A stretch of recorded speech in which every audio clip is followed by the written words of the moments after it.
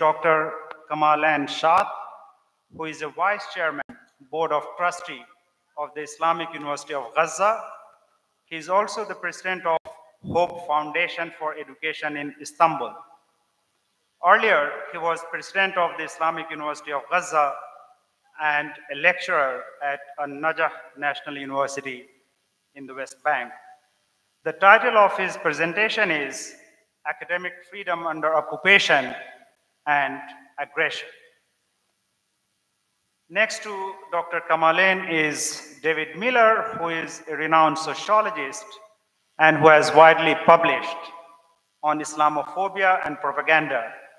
He is the co-founder of the non-profit company Public Interest Investigation. In 2021, Miller was sacked as a professor of political sociology from the University of Bristol, the UK. The sacking resulted from a censorship campaign by the UK's Israel lobby. This year, he won an employment tribunal against the university.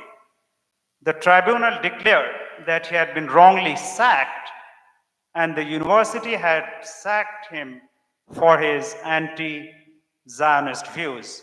So many congratulations, David. And this is not simply an individual case.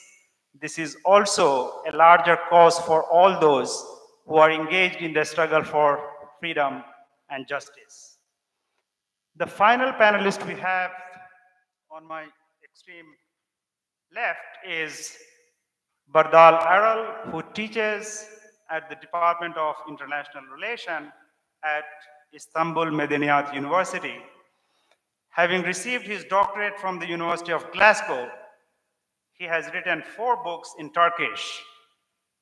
Directly relevant to the theme of this symposium is his 2019 book titled Perpetual Betrayal, Palestinian Problem and International Law Under Imperialism's Shadow. And the title of his presentation would be, Are Progressive Scholars Really Part of the Solution in the Israeli-Palestinian Problem? Now, before I invite these distinguished speakers who have made contribution in their respective field, I just want to introduce the theme, or if you want to use the phrase, frame the topic. And I want to make 3 broad propositions.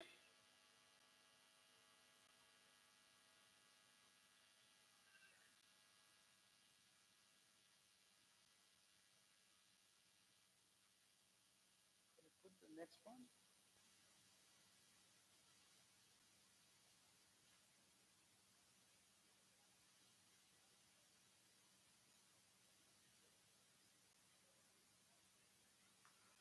So, first, European ideas and practices of academic freedom are mostly ethnic, not universal.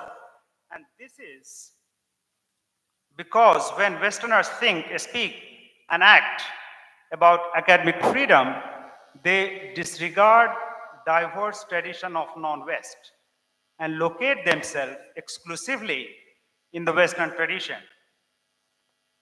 In 1963, Fuchs wrote an article about academic freedom where he says that philosophy of intellectual freedom originated in Greece, rose again in Europe in the Renaissance, and came to maturity in the Age of Reason. The idea of the autonomy for scholars arose, he went on, in the universities of Europe. The linearity in Fuchs' scheme from ancient Greece via medieval Europe to modernity is obviously teleological, but fashioned only in the late 18th century, particularly by German scholars. This scheme is also exclusionary because those who engaged with the Greek philosophy were also Muslims who find no place in Fuchs' text. In this repetitive Plato to NATO style narrative. The opposite of academic freedom is the church. First, the Roman Catholic Church, and later, the Protestant ones which succeeded. We thus enter the familiar ground of Christian secularism, to which academic freedom is said to belong. I will come to the secular shortly. Let me note that Germany is regarded as the birthplace of the modern conception of academic freedom. Furthermore, academic freedom, in one rendition, it embodies enlightenment commitment to the pursuit of knowledge. But as I argue in my book, Religion as Critique, practicing rank racism, both the German and the French Enlightenment depicted Islam as an enemy rather than as an agent of freedom. Fast forward, with the onset of the Cold War, the Christian democratic capitalist West was projected as the house of freedom and the communist bloc as its enemy. Karl Popper's book, The Open Society and Its Enemies, exemplifies this position as properties of an open society, free debate, and protection of freedom, according to Karl Popper, were available only in the capitalist bloc. After the Cold War and the ascendance of globalization, for the free democratic West, unfreedom existed either in East Europe or in the Muslim world. To Michael Ignatieff, an academic and a Canadian politician who became the rector of Central University of Europe, Budapest, teaching Weber and Durkheim, not Karl Marx, would spread the virtues of academic freedom. What Ignatieff doesn't say is this: both Durkheim and Weber, they were warrior scholars. During World War I, while Weber supported Germany for the cause of Kultur, that is culture, Durkheim backed France with equal vehemence to defend the cause of civilization. Along with China, Hungary, and Russia, Ignatieff names Turkey as a country where academic freedom is absolutely brutal. Lord David Willetts, ex-Minister of State for Universities in the UK, has similar views. But the question worth asking is, how is academic unfreedom in most Muslim states, which both Ignatieff and Willetts selectively talk about, related to the so-called freedom in the Western academy? More to the point, to what extent is there a genuine academic freedom in Europe and West? And for whom, how, and when it is mobilized or deactivated? The second point I want to make is that the West's ethnic concept of academic freedom, built as it is on a violent hierarchy of cultures and humans, is bound to promote silencing, cancellation, boycott of the freedom of those people who are deemed inferior and therefore less valuable. That is, freedom is often meant only for certain people who belong to a specific race, region, religion, nation, state, or class. Some weeks ago, Australia launched a policy named Australian Victim of Terrorism Overseas Payment to support its citizens, quote, impacted by the 7th October Hamas terrorist attack, end of quote.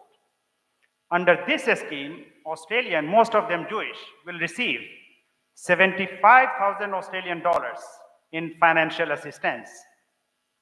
That the kin of 30,000 occupied Palestinians brutally killed by Israel in complicity with the Western powers are not even mentioned in Australia's policy shows how Australia, as compliant to Euro-America, embodies West's ethnic concept of freedom and humanity. Note that among the killed are over 12,000 children and women. Australia's national media, ABC, fired Latouf, a journalist of Lebanese background, for her social media post which cited Human Rights Watch report that Israel was using starvation as a weapon of war in Gaza. Latouf was fired at the behest of a group called Lawyers for Israel, which put pressure on ABC to sack her. For Latouf, there was no freedom of speech. Let us note that Australia allows no criticism of Israel in public media. Now compare the firing of Latouf with the white Christian supremacy, which is often defended in the name of free speech. A professor of law at the University of Pennsylvania, Amy Wax, is on record to say that Anglo-Protestant culture is superior to other cultures. Likewise, Bruce Gilley of Portland State University justifies colonialism and highlights the virtue of the British Empire. In contrast, when academics criticize Israel for its apartheid and secular colonial war against the besieged Palestinians on the pretext of anti-Semitism, anti-terrorism, or something else, they are either cornered, silenced, sacked, or fired. The sacking of political theorist John Keane by Visions of Zentrum Berlin and of anthropologist Ghassan Hedge by Max Planck Society in Germany amply demonstrates it. So does the case of Professor Gay, the first black president of Harvard University. Also consider Mehdi Hasan, the famous American-British TV host, who was fired for his critical journalism on Israel. The examples of silencing, firing, and resignation I've given shows that on the Palestinian question, what exists is not freedom of speech, rather it is freedom from speech. And I want to stress this. On the question of Palestine, what exists is not freedom of speech, but freedom from speech. My final point is, the concept of academic freedom is highly secularist, missionary, and vicious for Western power elites as well as westernized intellectuals in non-West, as long as non-Europeans, especially Muslims, remain religious and do not convert to secularism, they cannot have freedom. Or as anthropologist Talal Asad piercingly observes, Muslims, according to Europeans, they are not fully human because they are not yet morally autonomous and politically disciplined. Edward Said, a committed advocate of the Palestinian cause, stood for the Western conception of secular freedom. According to Said, to exercise freedom is to be critical, and to be critical is to be secular. In 1996, he wrote, and I quote, "One of the great lessons of the critical spirit is that human life and history are secular," unquote. Really? What is the source of such a claim? Doesn't history tell us that the secular is also a weapon of modern power, the practices of which are soaked in blood the world over? My point is not to belittle Edward Said's advocacy for the Palestinian cause, nor to dismiss his scholarship. His criticism of nationalism is relevant and robust, as is his description of universities in the Arab world as extension of national security state. However, Said did not think about a polity that is alternative to the nation state. Historically, nation state or secularism is an import from Europe and political wing of modernity and enlightenment, which Edward Said was uncritically beholden to. So it is high time that the sovereign idea of freedom that Palestinians or people in the Arab world or beyond have was debated to imagine a new future. To disallow an alternative practice of freedom is itself tyranny and unfreedom. Unlike in Europe and Christianity, in Islam, the history of freedom is not juxtaposed to the church because Islam has no church in the first place. Notably, critique And freedom in Islam is not opposed to the divine, rather, God himself is the agent of freedom, including intellectual freedom. Without going into details, I want to conclude by giving you an example of an intellectual from Islamic history who exercised freedom of thought. Imam Malik ibn Anas had the courage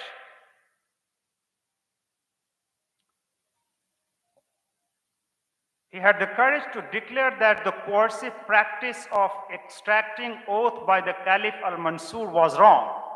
Rather than bow to the power, Imam Malik enacted freedom of thought and spoke truth to power. As it is well known, for practicing freedom of thought, Imam Malik was publicly flogged, such that his arms were amputated from his shoulder. Now contrast Imam Malik's position with that of Germany's Jürgen Habermas on the ongoing genocidal war against Palestinians. Regarded as the most prominent living philosopher and a defender of modernity and universalism, in a statement, Habermas says that the current situation in Gaza is created by Hamas's atrocity, and Israel's retaliation against Hamas is justified.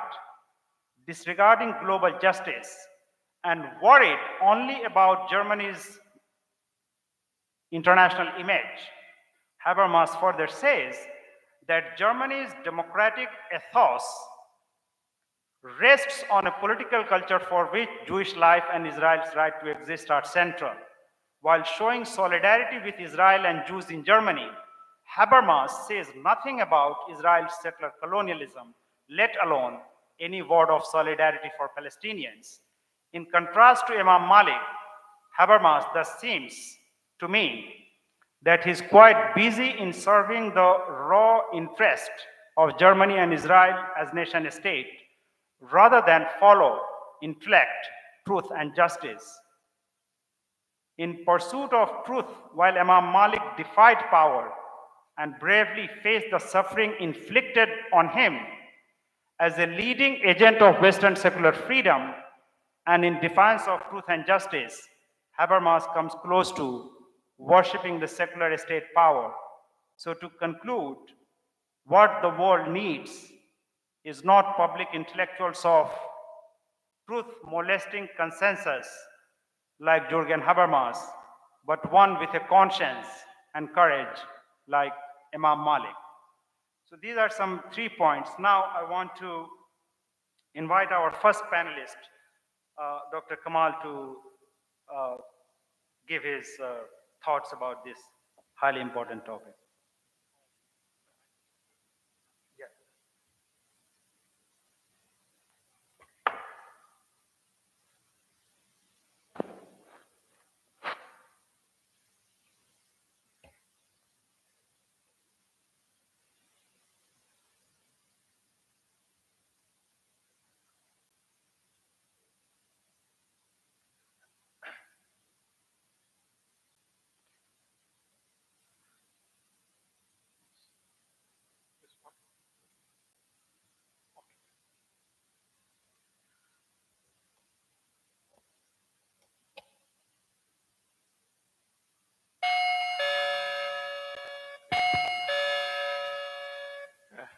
Bismillah ar-Rahman ar-Rahim. I'd like first to thank Ibn Khaldun University, the organizing committee, and administration, staff, students, and all the guests here. And I appreciate their effort to raise more knowledge and more awareness about Palestine and about Gaza nowadays. My talk will be about academic freedom under Israel's occupation and aggression, with more emphasis on the, as a case study, the Islamic University of Gaza, which I have been president there for about 10 years, from year 2005 and year 2015. And I've been there while we noticed about 3 wars in year 2008, 2012, and 2014.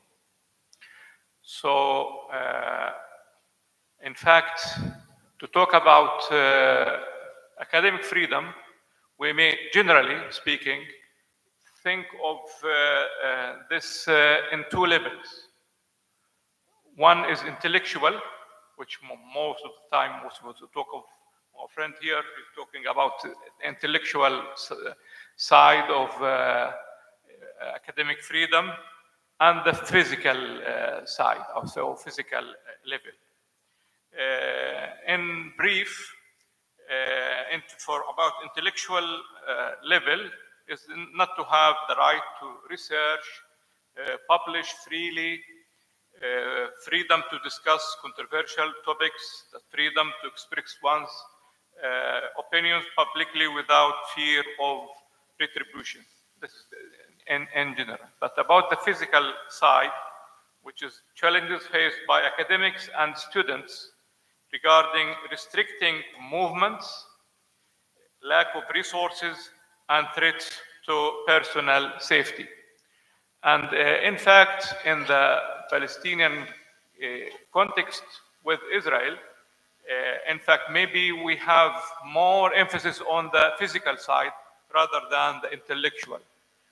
We don't have the intellectual side because right from the beginning, the Israelis don't recognize the higher education institutions in Palestine, in West Bank and Gaza. They don't recognize them.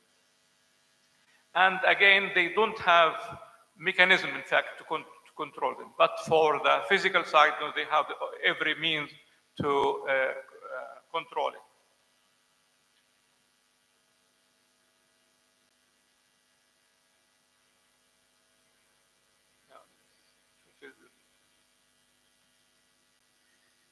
For restrictions of movement, we have a problem of restricting movement within the West Bank itself. And just to imagine this, for some time we have hundreds of checkpoints between the cities, villages, and the refugee camps in the West Bank. And again, have the same thing almost in Gaza Strip. And more we don't have movement or free movement between the West Bank and the Gaza Strip. I myself worked before 40 years maybe in the West Bank, and I was teaching in Al-Najah University in Nablus for about 10 years. But since 1995 till now, I couldn't go to the West Bank.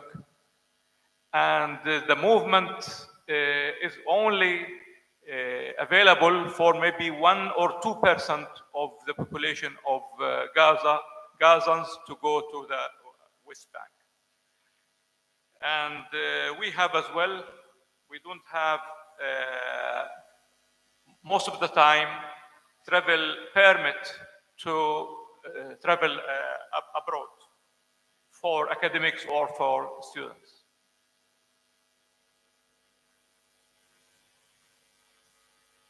So we don't have access to higher education institutions for students and for academics.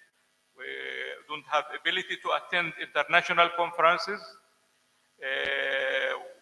And there is no way to engage with global academic communities and establish valuable collaboration. For me, myself, so many times I've been invited and make all arrangements to attend conferences or symposiums abroad, and finally I couldn't go out. Then we have lack of resources. Everything should come to West Bank or to Gaza should go through Israel ports. So we have so many restrictions that we don't have so many laboratories needed for education or for research, as well as IT equipment, computers, etc., which is needed mainly for engineering and science faculties. Next, we have threats to personal safety. Again, this is the same thing as a physical thing. We have detention, interrogation, torturing of students and academics. We have typically accusation of incitement charge. Anybody will talk about the Palestinian right to return, to struggle against Israel, then the charge is ready that you have incitement charge and you go to jail. And sometimes you go to jail without any charge, which is called administrative detention. And this, how you can just by law can be detained for 6 months, renewable. And some people have this have been in this cycle for about 10 or 15 times.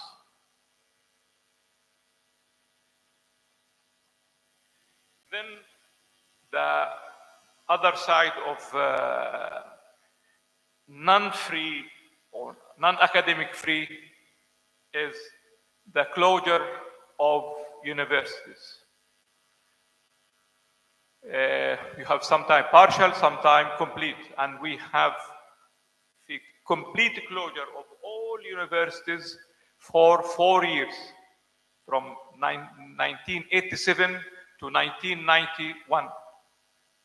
But by that time, there is no higher education institute open. So by that time, we were just teaching students in clubs, in mosques, anywhere else. But of course, it was not very effective.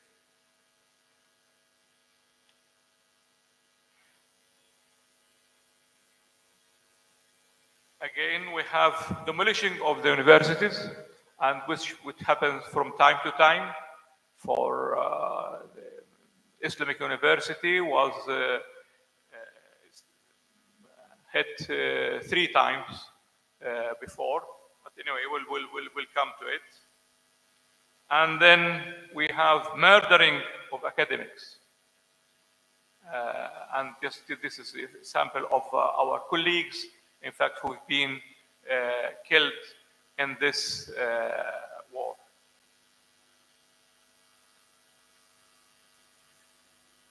Just to make some type of analogy of Maslow pyramid of needs and academic freedom pyramid in Gaza, where we have this physical side and intellectual, but again we have maybe sub-physical thing, which is the closure of universities and demolishing of universities, and then in fact killing academics, which I could say it is part could say call it ecocide.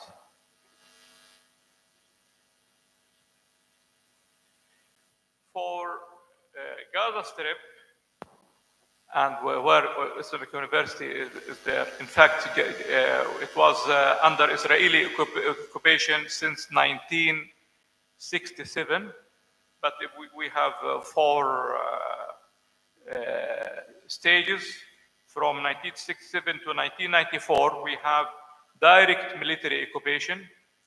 Then after Oslo Accord, we have partial military occupation. This is from 1994 to 2005, where Israeli forces completely go out of Gaza Strip, but still surrounding it with their troops and make siege around Gaza. then we have from 2005 to 23 indirect occupation, as I said. Then we have this military invasion in the 23 and the 24. Anyway, I just skip this. Yeah, we began, in fact, in the Islamic University in 1978 with tents. And by the way, for people asking us that, oh, what will you do when after that your university was demolished? We said, okay, we began with tents, and we began again with tents as well, so long as we have, alhamdulillah, the will to do so. And we have tents, and there is no recognition of the university. Then we managed to have these huts, barracks, and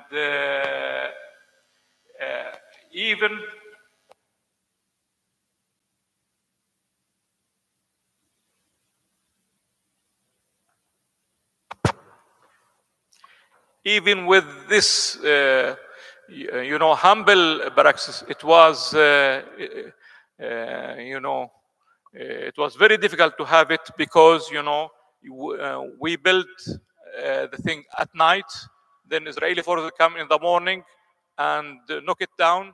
Then again, we rebuild it again and then knock it down, etc., till they just get fed up, and then we continue to have these huts in year of 1980 and 81.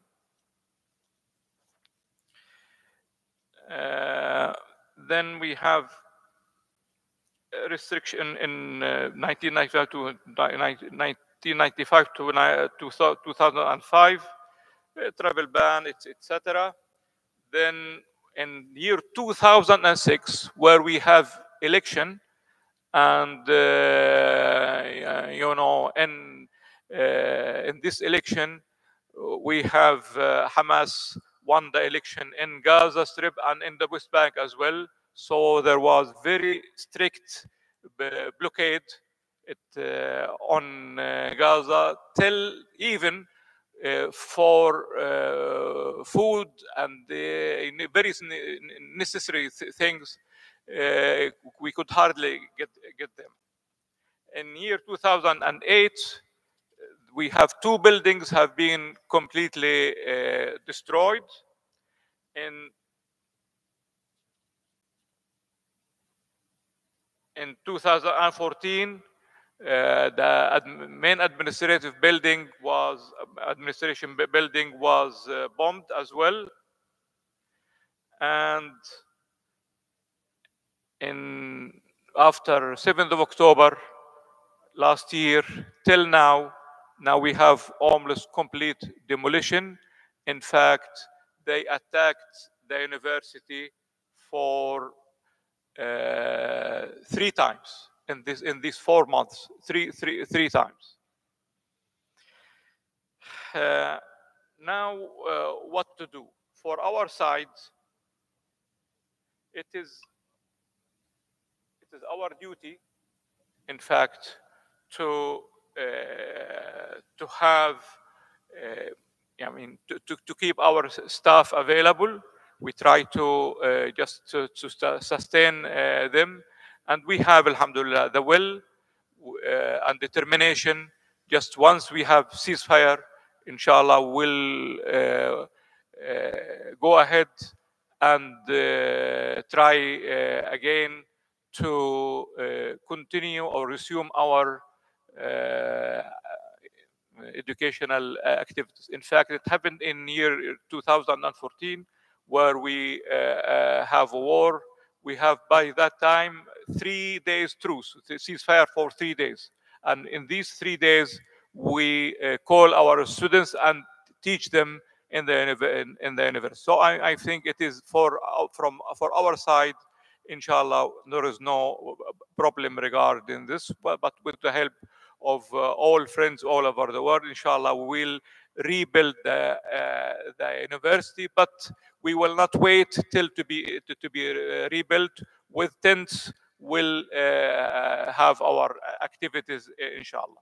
For people outside here and everywhere else, we should join millions of people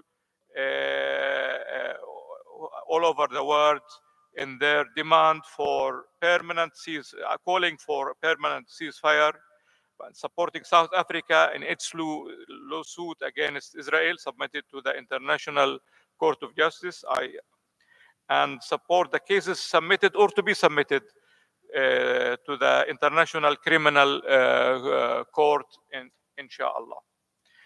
We call upon as well all academics, intellectuals, journalists, etc., to have public statements of solidarity with Palestine, condemnation of and critique of Israel, participation in protests, campaigns to pressure governments and institutions to take action, take part in increasing public awareness of ecocide. I think that this symposium is one event of this support for boycott the BDS movement, boycott Israeli institutions and academics supporting the Israeli measures against Palestinian universities.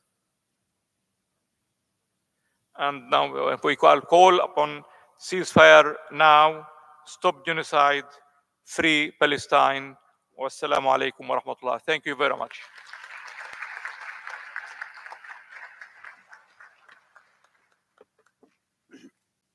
Thank you, Dr. Kamalan. Now, the next panelist is David Miller, and the title of his presentation is The Zionist Assault on Academic Freedom and the Possibility of Science. David.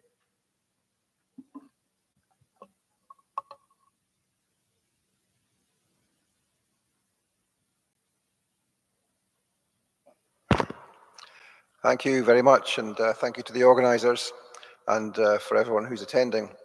So I want to talk about academic freedom in the sense which I think we should all understand it, and that is the possibility of doing science, of understanding the world and of explaining that.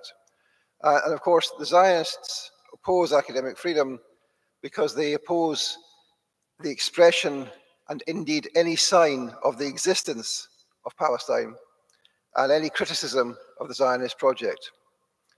We see this most obviously in what we've just been hearing about, in the attack on all 11 universities in Gaza. The Islamic University of Gaza, as we've just been hearing, was bombed on the 10th and 11th of October last year by the Zionists, and it was later totally destroyed with a series of further strikes through until December. The occupation forces, of course, were not satisfied with the destruction of the buildings, and they went round to the house of the president and they executed him and all of his family. This is not an accident. These are targeted killings of academics, as we've been hearing, that just like there are targeted killings of rescue workers, of doctors, and indeed of teachers as well. Zionism must attempt to stifle academic freedom. Independent scientific research and social scientific research and humanities research will inevitably discover the fact of the Nakba, of the genocide committed by the Zionists in the creation of their state in 1948. And the Zionists cannot have that. They must extirpate and destroy all signs of the existence of Palestine. That is the logic of settler colonialism, and that's the logic of Zionism. So I think we need to understand that rather than just talk about the crimes that they've committed, understand what the context is. The context is that they want to destroy every single Palestinian and indeed the memory of Palestine, everything that could have testified to the existence of Palestine. That's why they destroy mosques and churches and museums and galleries and everywhere in which inheres the cultural and living memory of Palestine. That's what the Zionists want to do, and that's why we must oppose them.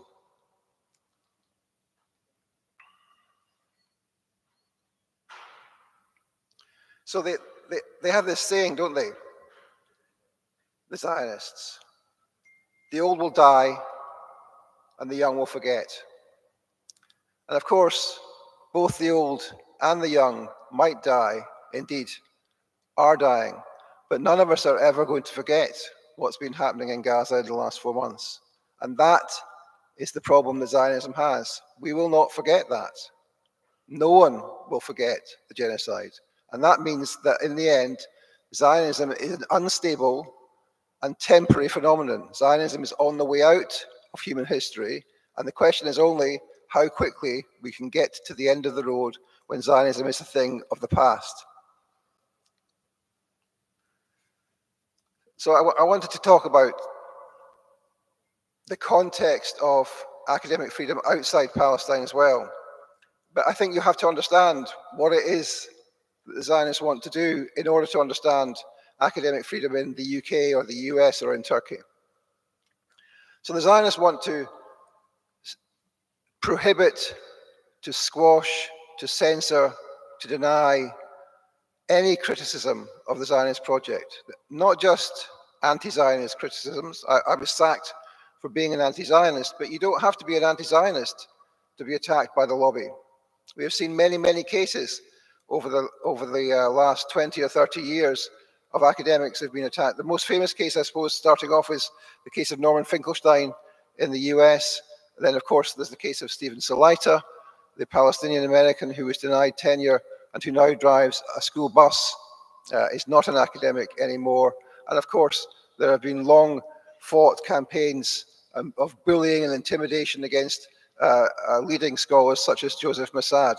We've seen, of course, in the last 4 months, the uptick in the attempts to intimidate the universities with the firing or the resignation, for example, of Claudine Gay at Harvard after some ludicrous allegations which wouldn't pass muster in any first-year kindergarten. And of course, also the case of Elizabeth McGill at Pennsylvania, who was forced out. Now, let's recall that my point that we don't have to be anti-Zionists for this to happen to us. Norman Finkelstein's not an anti-Zionist. He was targeted. Claudine Gay didn't even say anything remotely anti-Zionist. She said something which was interpreted by the Zionists as being not the same as their talking points. And for that, she was forced out of Harvard.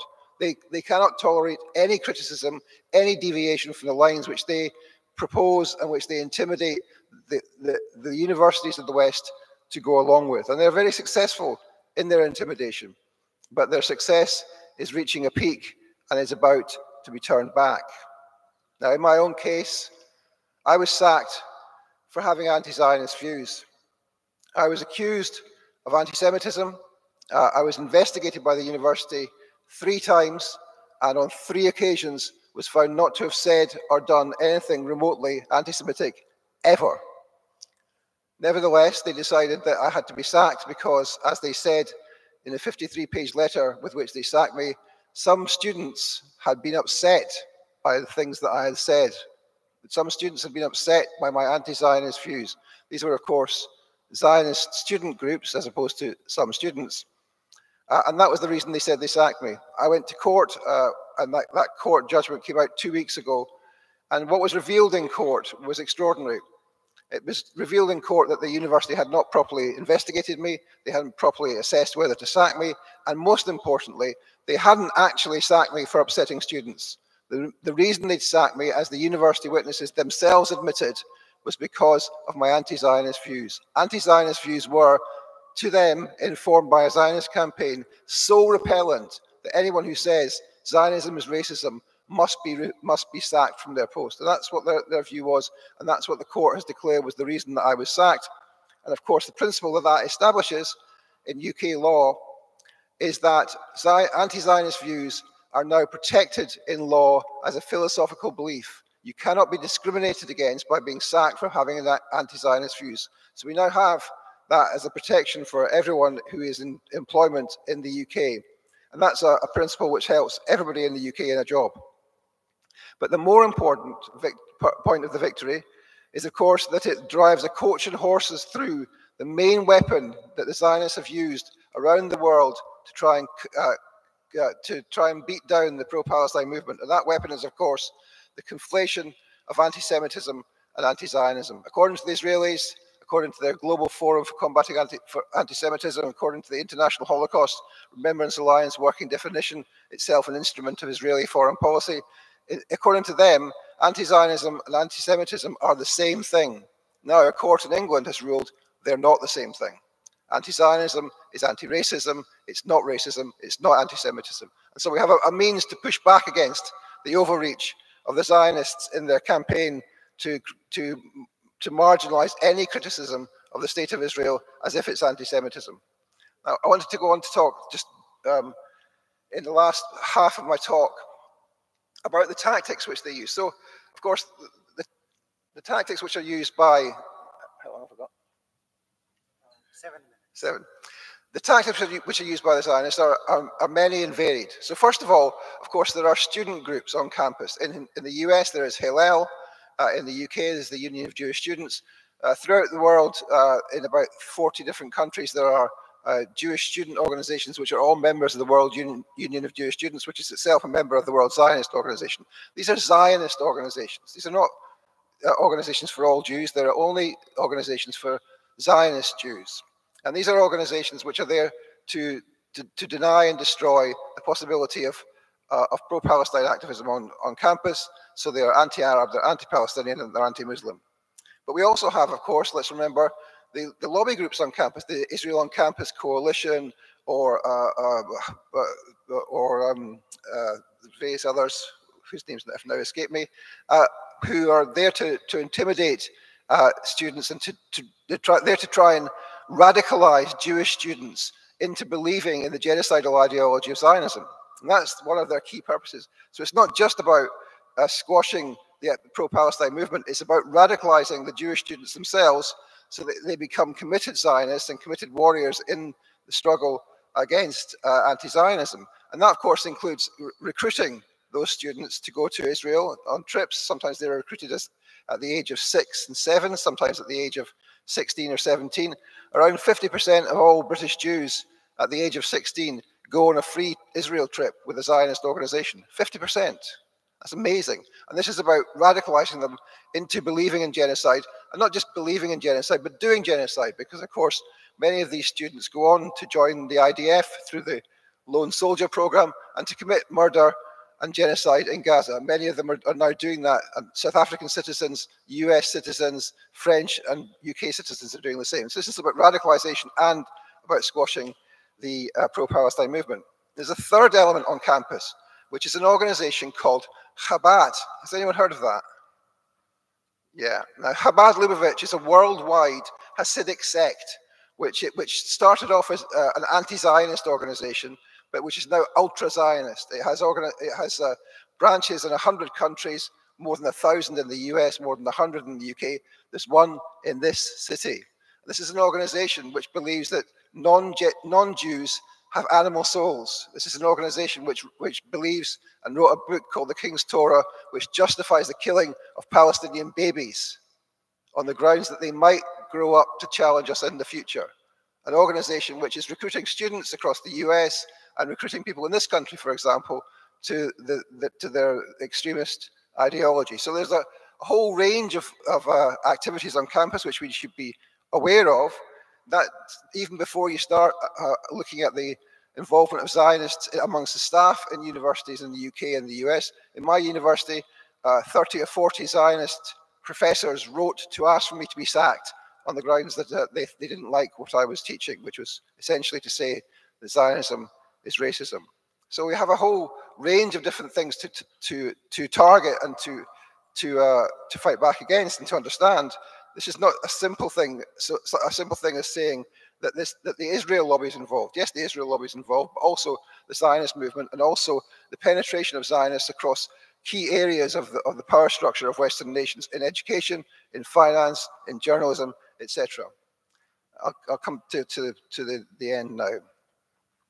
So I wanted to say, in conclusion, we can point to the extremely well-funded and organized nature of Zionist involvement. Attacks on the universities, Zionist movement groups and individuals are exceedingly well-funded and integrated into the structure of academia. We already know that. This will continue to be a bulwark against the liberation of Palestine and a direct threat to Muslim, Arab, Palestinian, students and staff, as well as to anyone who opposes racism, including, of course, anti-Zionist Jews. As a result, it's necessary, I would argue, not just to dismantle Zionism in Palestine, but to dismantle Zionism all over the world. The whole of the Zionist movement needs to be demobilized and dismantled, because otherwise you will have the continuing ability to pursue genocide going forward into the future. So this would have the most significant effects in the 31 countries which have an organized Zionist movement. 16 of them are in Western Europe, 8 in Latin America, 2 in Australasia, 1 in Asia, 1 in Africa, 2 in Eastern Europe. But as a last point, I broaden the discussion of what needs to be a thinking through of what de-Zionization means to all of those countries outside of the countries that have an active Zionist movement. And that, of course, this is one of those countries. And so let's talk about Turkey and, of course, other similar countries as well. As I mentioned, there's a Chabad office in this country, in this city, in Istanbul. The rabbi who's in charge of that is also in charge of kosher certification throughout Turkey. And of course, let's remember that Israel there's a large market in Israel for Turkish-produced kosher food. There's also a large market in Israel for Turkish-produced steel and iron and oil. Yoav Gallant, the defense minister of Israel, cut off Gaza. He cut off the electricity, he cut off the fuel, he cut off the water. We should be doing the same to Israel. Turkey could be part of that process. But what I think people should be doing is thinking about how you de-Zionize in Turkey and how Turkey can help to isolate Israel so that it cannot crush the Palestinians any further. We don't just want a ceasefire, we want the end of Zionism, and every country around about Israel can help and do its bit to doing that. I would invite Turkey to join that process.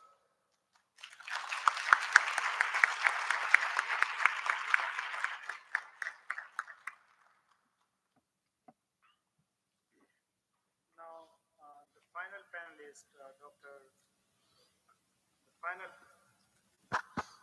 the final panelist, Dr. Bardal Aral, please. Thank you. Let me begin by thanking Ibn Khaldun University for organizing this international conference and inviting people with important ideas and critique of the Zionist state and its danger for the region and the world at large. I hope this conference will be an important contribution to the world struggle, international struggle against Zionist threats to the region and the world. My presentation is about progressive or pro-Palestinian scholars. I have some critique. I have made some criticism of this intellectual group of people whom I normally appreciate, and I think they have shown some courage in confronting Zionism and to expose the truth about this racist, expansionist, aggressive state. So, I mean, obviously, I am aware of their contribution to some of the issues that disclose the truth about Zionism. It's expansionism, that it's an aggressive state, it never wanted peace with its neighbors, that this state is not a helpless small state surrounded by the aggressive Arab states, but it's opposite. That it's actually an aggressive state that wants to expand all the time. These are ideas that should be appreciated, and I appreciate that. But there are some problems with the progressive approach, I have to say.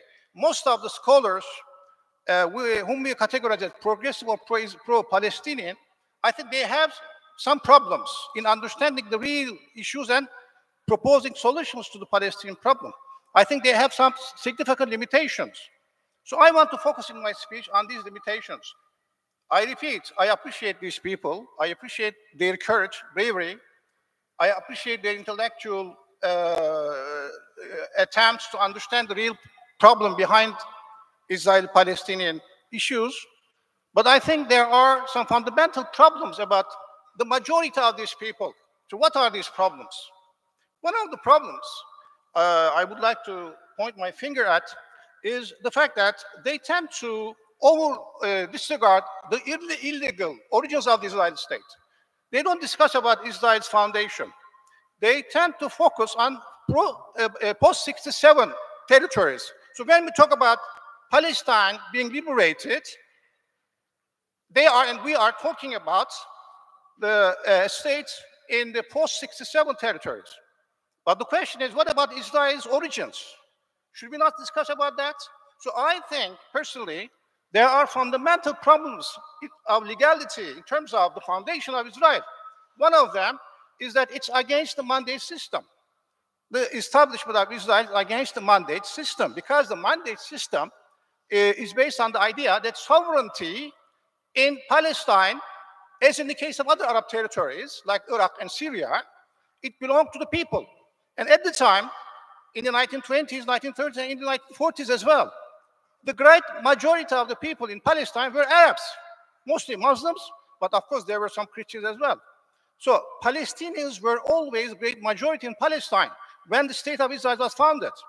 So my point is that the mandate system was based on the idea that the majority of the people would establish an independent state. And that was the Palestinians, the Arabs, and they were majority. Even in 1947, when this infamous decision by the United Nations General Assembly was adopted, the famous partition decision, partition resolution 181, which was adopted in 26th of November, 1947. This resolution partitioned Palestine between Arabs and Jews. And the 56%, 56.5% was granted to the Jews, and 42% was granted to the Arabs. But even at the time, in spite of forcible migration to Palestine under the wings of the mandatory state, the British, in spite of that, even in 1947, 68% of the population were Arabs. So they gave actually only 43% of Palestine to the Palestinians. I also argued elsewhere that this partition plan was actually legally problematical. It's problematical because the United Nations General Assembly has no power to establish a state, and secondly, its resolutions are not binding. And besides, I also have written about that the United States, which became the protector of Israel after the British abandoned the region, actually the United States imposed enormous pressure on many states, threatened them, in order that they vote in favor of the partition plan. Among these states, we could mention Philippines, for instance, Liberia, Haiti, even I tell you the French. Actually, France was planning to abstain on this draft proposal, but the French were forced by the Americans. Truman himself contacted the French and asked them to vote in favor and pressurized them. Under international law, if a particular resolution, decision, or a treaty has been made as a result of threats or pressure, this is illegal under international law. It's illegal under international law. My problem with the progressive scholars is that they hardly discuss about these issues. They only focus on post-1967 problems. And we should not forget, again, the war, 1948-1949 war. During that war, the Israeli states actually occupied the 50% of that 43%. I mean, the territories apportioned for the Arabs, the Palestinians, half of it was actually occupied by the Israelis during that war. Have you ever seen these people discussing this? No. They hardly discuss about that. This is illegal. So even, even though I personally think that Resolution 181 is problematical in terms of international law, but even if we base ourselves on that resolution, we will see that during this war, 50% of the Palestinian territory was occupied by Israel. However, progressive scholars don't discuss about most of them. I don't say all of them, of course, but the bulk of the scholars, they don't discuss about that. After the Second World War, the new international law actually provided that no territorial gains could be made by force, military force. Actually, war was prohibited, by the way. So, although this was illegal, and most of the progressive scholars, most of them, they don't discuss about that. When they talk about Palestinian freedom, they talk about only post-1967 territories. So I actually have problems with this, and I am critical of that position. The second point that I want to make is that they tend to treat Israel as a normal state. Even progressive scholars, most of them, of course there are exceptions, but most of them, they tend to take Israel as a normal state. I would contend that Israel is not a normal state, has never been a normal state. First, we should not forget that it's a settler colonial state founded at a time when colonialism was actually thrown into the dustbin. All of these colonial territories, even in Africa in the 1970s, for instance, the Portuguese territories were among the last, they gained independence. Colonialism was a matter before the Second World War. And yet, this Zionist state was established after the Second World War, 1948, as a colonial state. And besides, rightly draws on the fact that the colonial, the Zionist movement never claimed to be a nationalist liberation movement. It always claimed to be part of colonialism, European colonialism. But they don't discuss about that. They treat Israel as a normal state. But it doesn't have borders. Israel never has borders. It doesn't have borders. Israel is a racist apartheid state. We have discussed about that, like the South Africa. Israel is an aggressive state. Israel has occupied the territories of neighboring Arab states. And it doesn't actually give up its occupation in these lands. It doesn't want to make peace. It continues to completely eliminate the Palestinian existence in the occupied territories, in all the territories under Israeli occupation today. And it is also, I tell you, it's also a state that is the closest collaborator of the United States in the United Nations General Assembly. You know what?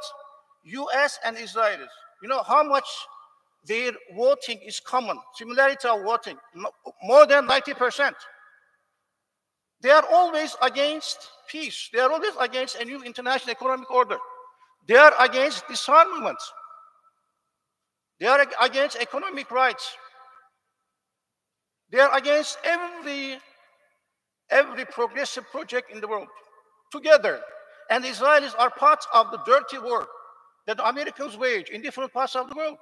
Coup d'etats, supporting terrorism or creating terrorist groups, undermining stability in other countries, launching some illicit operations. It's always the main partner of the United States, Israel. And yet we continue to treat Israel as a normal state. So I challenge the progressive scholars that they should not treat Israel as a normal state. As though, I mean, here I have the third point.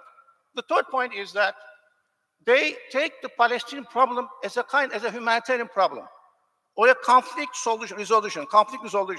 It is not a matter for international humanitarian law. It's not a matter for a part of the territory is occupied by another state. It's not as simple as that. So the problem is not confined to West Bank, Gaza, and East Jerusalem. The problem is deeper than that, and actually we should look at the context and history of Israel and its occupation and its colonial settler nature. We should not forget that. So these scholars, they tend to ignore about that. So I mean, the solution then, the solution that they propose is always the same, two-state solution. But everyone knows, there's no two-state solution. It's impossible because there is hardly any possibility of establishing a continuous territorial state sustainable in West Bank, Gaza, West Bank, and East Jerusalem, because it's full of illegal occupier settlements, full of security zones, special roads. It's Bantustan. It consists of different Bantustans. It's not the solution. I think the solution has to be more deeper. International society has to combat against this Zionist racist state together through sanctions, for instance, through pressure, through military enforcement action. But the progressive scholars mostly ignore about these issues. Another contention, which I would like to forward, is the fact that the Oslo peace process was romanticized by these people. These people mostly, as I said, there are always exceptions, but most of them were in favor of the Oslo formulation, which was asymmetrical, which was actually imposed on the Palestinians. and it did not regulate any of the substantive problems that the Palestinians faced. As you well know, the main problems faced by the Palestinians, they were postponed for 5 years.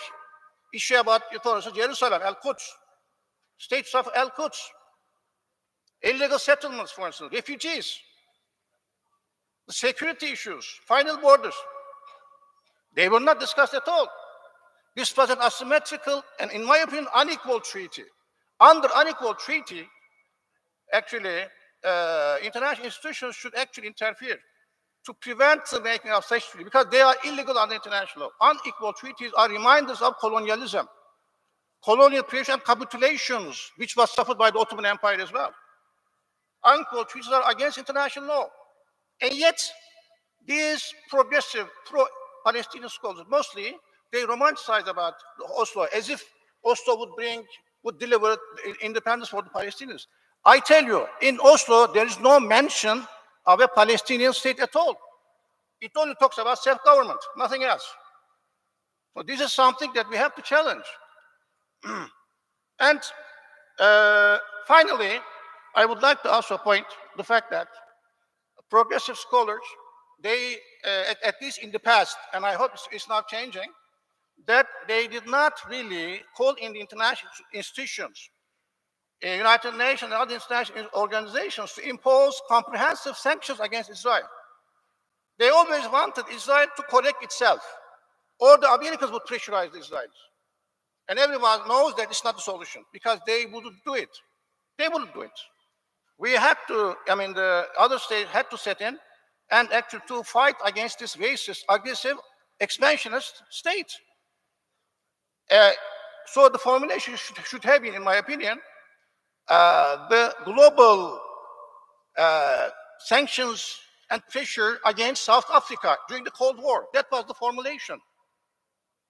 Unfortunately, many of these scholars, they did not have the will or desire, expectation to actually call in international society, especially Western governments in particular, to impose sanctions against Israel, or, for instance, sending peacekeeping troops at least. But they didn't do it. Mostly they didn't do it. They continued to treat the problem as a local problem, as a problem that could be cured by some minor formulations. But we have seen that that's not the solution. And the question is, why are they like, if I am correct, if my observations are correct, then the question is, of course, why? Why are progressive scholars so timid about the Palestinian problem? I think one of the problems is the influence of Zionist lobbying. David mentioned about that. They are so influential. And many scholars, intellectuals, academics, they are fearful that they would ostracize, as they did in the case of my friend David. So they are fearful that they would be ostracized by the Zionist lobby and the American government, of course, because the American government has always been supportive of the Zionist movement. Besides, they know that Israel is the sacred cow of the international system. I think the best example of the malaise in this international system is the existence of Israel as an aggressive, expansionist, racist state, and its impunity from any punishment. So they are aware of it. They don't want to confront Israel. Another problem, probably it's the peer group pressure, because in universities, Zionists are very effective. They are in key positions. Many presidents are Jew, or the supporters, financiers are Jew. So they are fearful to confront these interest groups, basically. And of course, there's also many scholars, Western scholars especially, they are very much impressed and almost obsessed by this power politics. They have internalized the domination of the West over the non-West. So they always think that the solution should come from the West, and that the West should always try to sort out the problem by peaceful means, whatever it means. So they have been extremely timid about their proposals for the liberation of Palestine, I think. So we have to point out that problem as well. Besides, I think we have to be critical of existing international law. I'm an international lawyer. And there are fundamental problems in international law. And one of the problems in international law is that international tends to define problems in the non-Western world in a particular way that does not threaten existing power balance, that does not threaten the superiority and domination of the Western states. That it should not challenge capitalism, it should not challenge imperial domination. So they actually, what they do is, they actually domesticate, all right, thank you, okay. They domesticate actually problems. They tame the problems. They don't want to understand the context, the background, and the wider economic, political, and historical conditions that actually create a particular problem. So they have this piecemeal approach, like journalists. They don't want to go to the past to understand the roots of the problem. So international law always tends to domesticate problems, especially when the problems concern a non-Western state caused by a Western state or its allies. That's another problem. So it tames the problem. For instance, to give you an example, they occupied, after September 11, the Americans and its allies, they occupied Afghanistan and they occupied Iraq and they killed so many people, okay? They committed so many crimes. They are international criminals. But how did they justify it? A war against terror. If you use the language of international war against terror, if you use the terminology of international politics, it's liberal internationalism. Sorry, we have failed, but we were very well-moved, well-intentioned people wanted to actually deal with democracy. The failure of liberal internationalism. The problem is that you committed so many crimes, you occupied their territory. You are criminals. But international law, unfortunately, is not really sufficiently capable of carrying this language of truth and justice about problems. So I think I have to finish here. But let me say that we should, as intellectuals and academics, we should not be part of the hegemony. As Gramsci said, we should avoid hegemony. We should be free thinkers, and we should be moved by justice, and we should be moved by our support for victims of oppression and occupation. Thank you.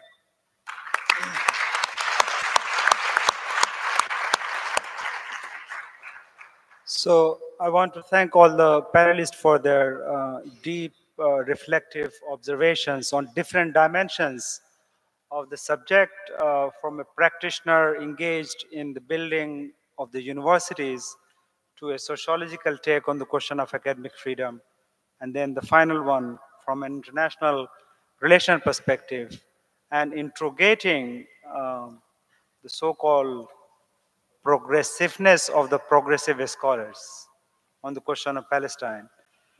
So now the floor is open for questions, observations, comments you have.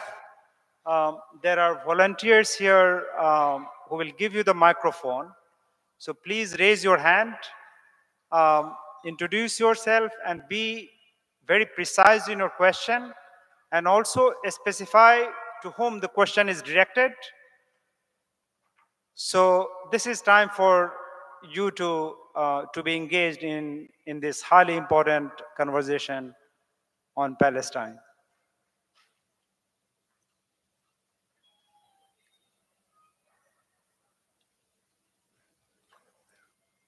Okay, can you give the phone here, lady in the first row?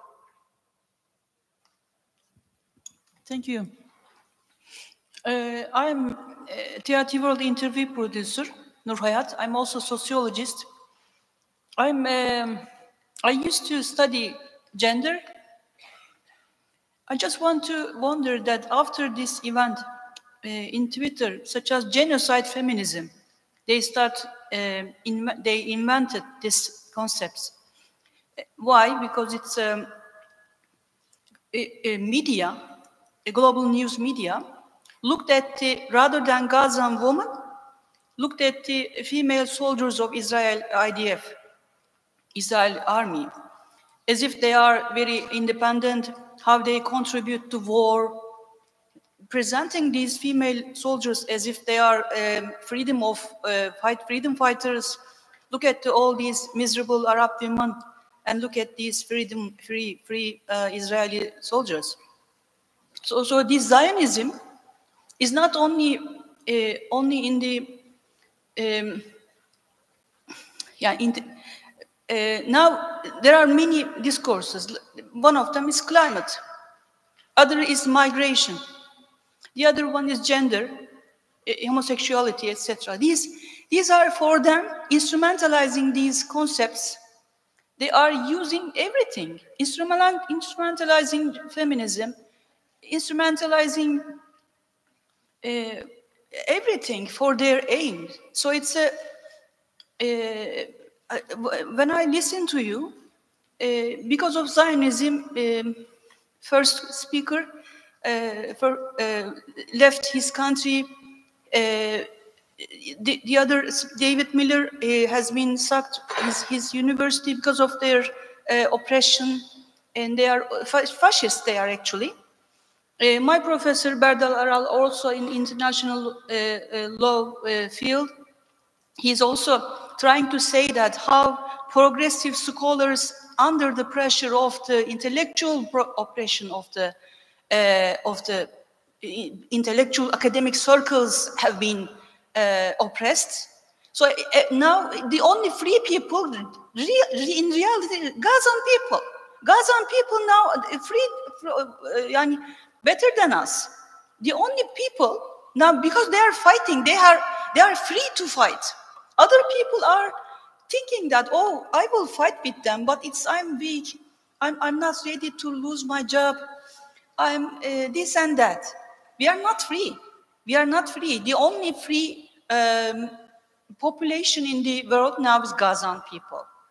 I decided this, and I wanted to share. I was hesitating, but all of a sudden they gave me the microphone. Thank you. Thank you for your contribution. So it is more like a comment than a question, right? Yeah, to Heba. Thank you very much for the speakers. I want to address a question to Professor Kamalein. I don't think that it's enough to keep working in the tents and keep the teaching going in such conditions, but there should be some way for other universities around the world also to help. And I think that there should be a platform where professors can volunteer to teach courses from all over, and these would be accredited by a cooperation with established universities worldwide that are willing to support. I think that this needs more work on it. And also the rebuilding, when you mentioned rebuilding, reconstruction of Gaza, inshallah, I think that there should be a new mindset for reconstruction in Gaza. It doesn't seem that Israel will stop being for some time a war machine. So I think that envisioning how to build also in the reconstruction, and this reconstruction would be based on a vision.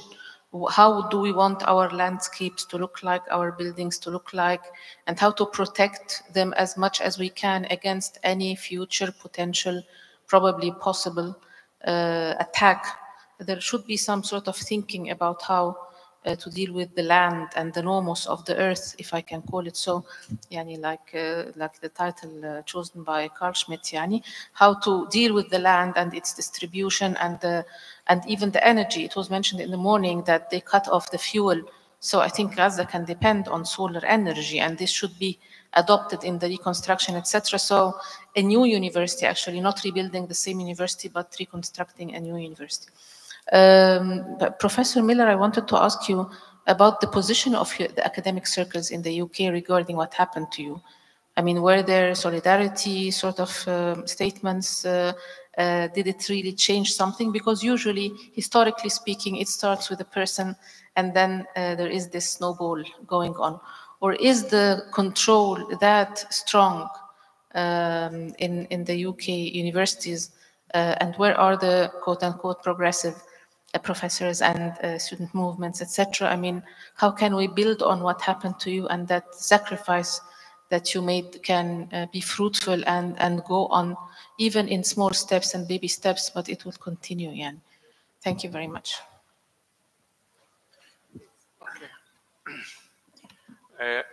Thank you, Dr. Heba.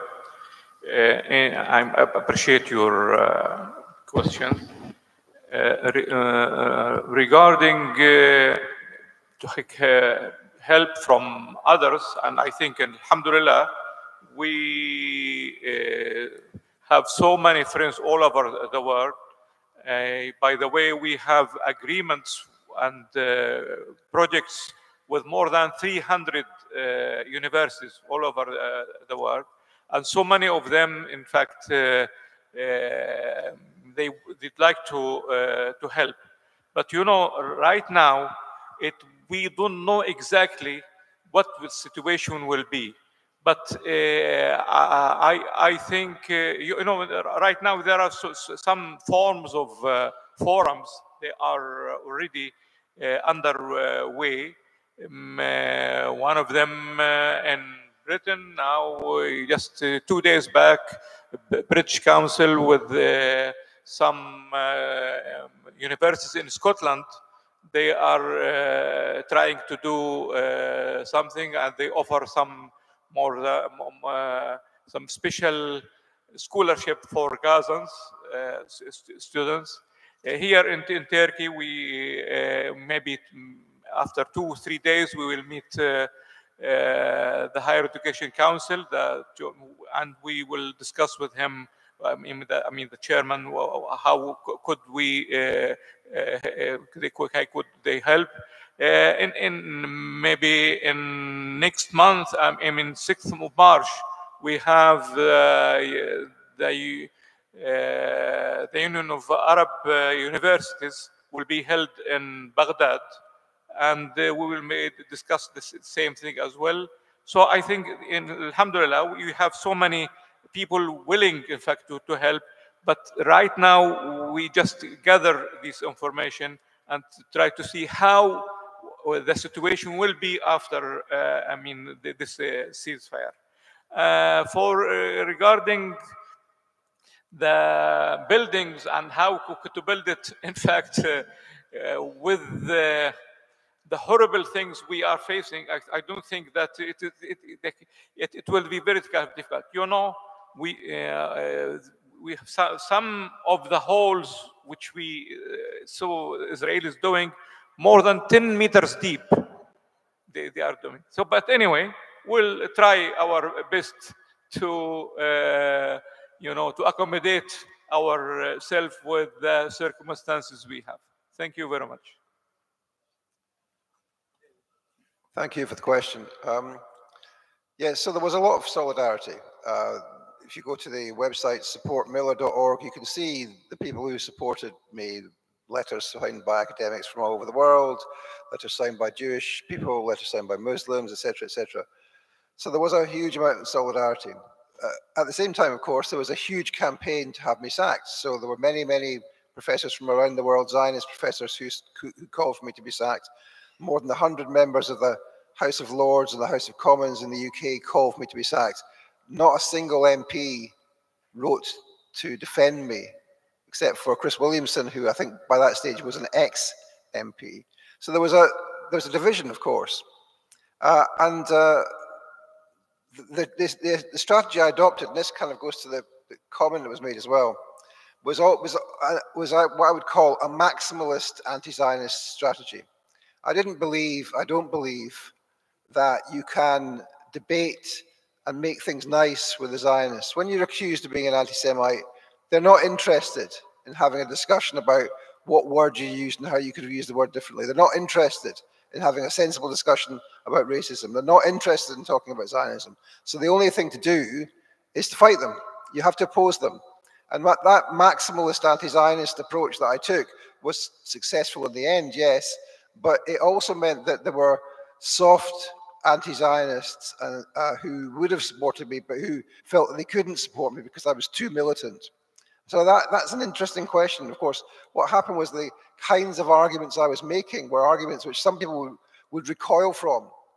But then later on, when it became apparent to them that what I was saying was based on research, that it was true, that many of them came along. So this is about winning a battle, not just against the opponents, the Zionists, but with our own side. Some of the people you're talking about here, who only talk about the occupied territories or whatever, we have to bring some of them with us. They won't all come, but some of them will, and that's why we need to be maximalist. We need to be clear that we oppose Zionism, lock, stock, and barrel, all of it.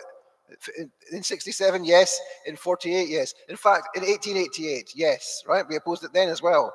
And so that's the key thing is that in doing this, in fighting Zionism, we're acting as an example for rallying the troops and moving people's arguments forward, because that's what has to happen. We have to end Zionism. So now I've been talking in the last week about the concept of denazification.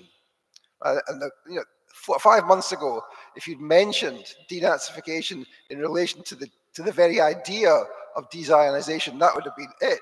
Hands in the air. You can't say that kind of thing. But now people go, yes, I can see that that's what you need to do. We need to not just to have Gallant and Netanyahu and Herzog and Ben-Gvir and Smotrich at The Hague. We need to de-Zionize millions and millions of colonists. All the ones who've joined the IDF, all the ones who've been in settler militias. That is practically the whole population. People who've been retired, perhaps not. Children, no. But the rest of them, all of them need to be de-Zionized, and that means a significant investment in deprogramming Zionism. It's going to be difficult to do. It was difficult to do after the end of the Second World War. The Soviets were the best at it, the British and the French the worst. But we can take examples from then, and that's the perspectives we face. How do we end Zionism? How do we de-Zionize the Zionists? On my right, I think there are a lot of young minds, especially students from the universities. So, of course, everybody is entitled to ask questions. I would really appreciate if there are questions from the young budding minds on the right side or maybe at the back. So please feel free to raise your hand. You may have questions or comments. Please raise your, okay. Ramzan thinks that he's still young. Okay, please go ahead.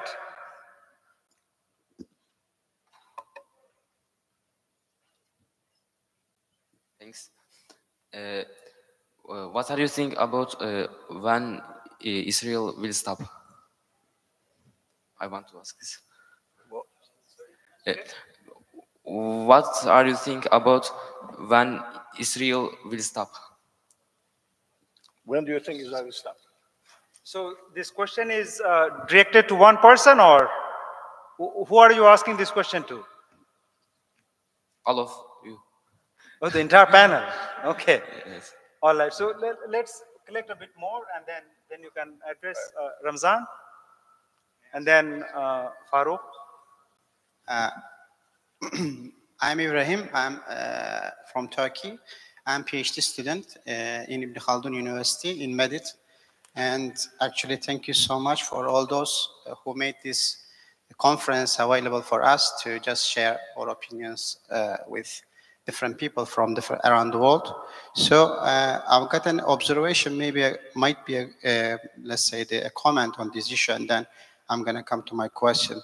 First of all, just a couple of years ago, when some young Muslim people living in Europe decided to join ISIS due to some ideological and religious reasons, what happened just when they wanted to come back, they were called astray, they called off the track. They even they depicted as a kind of terrorist by the Western media. But right now, what we see is that kind of the opposite of the picture. Lots of people from the Western world, especially young people, and they are paid, most of them by the Israel government. They are participating in this war, and they are just going to Israel and joining the war and doing lots of atrocities. And even they are publishing these pictures on the social media, but no one actually is talking about this issue, and all of them actually are silent.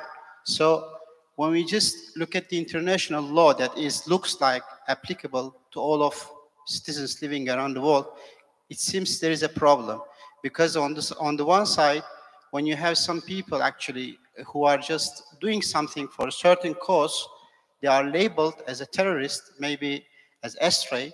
But on the other side, you see, and then the question maybe can go to to Berdal Hoca as well and Dr. Miller Aydın.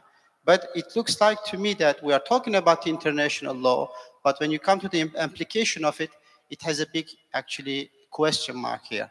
So are there international law that is applicable to all of us, or are there international law that is applicable only to those who are inferior than actually the rulers? Thank you so much.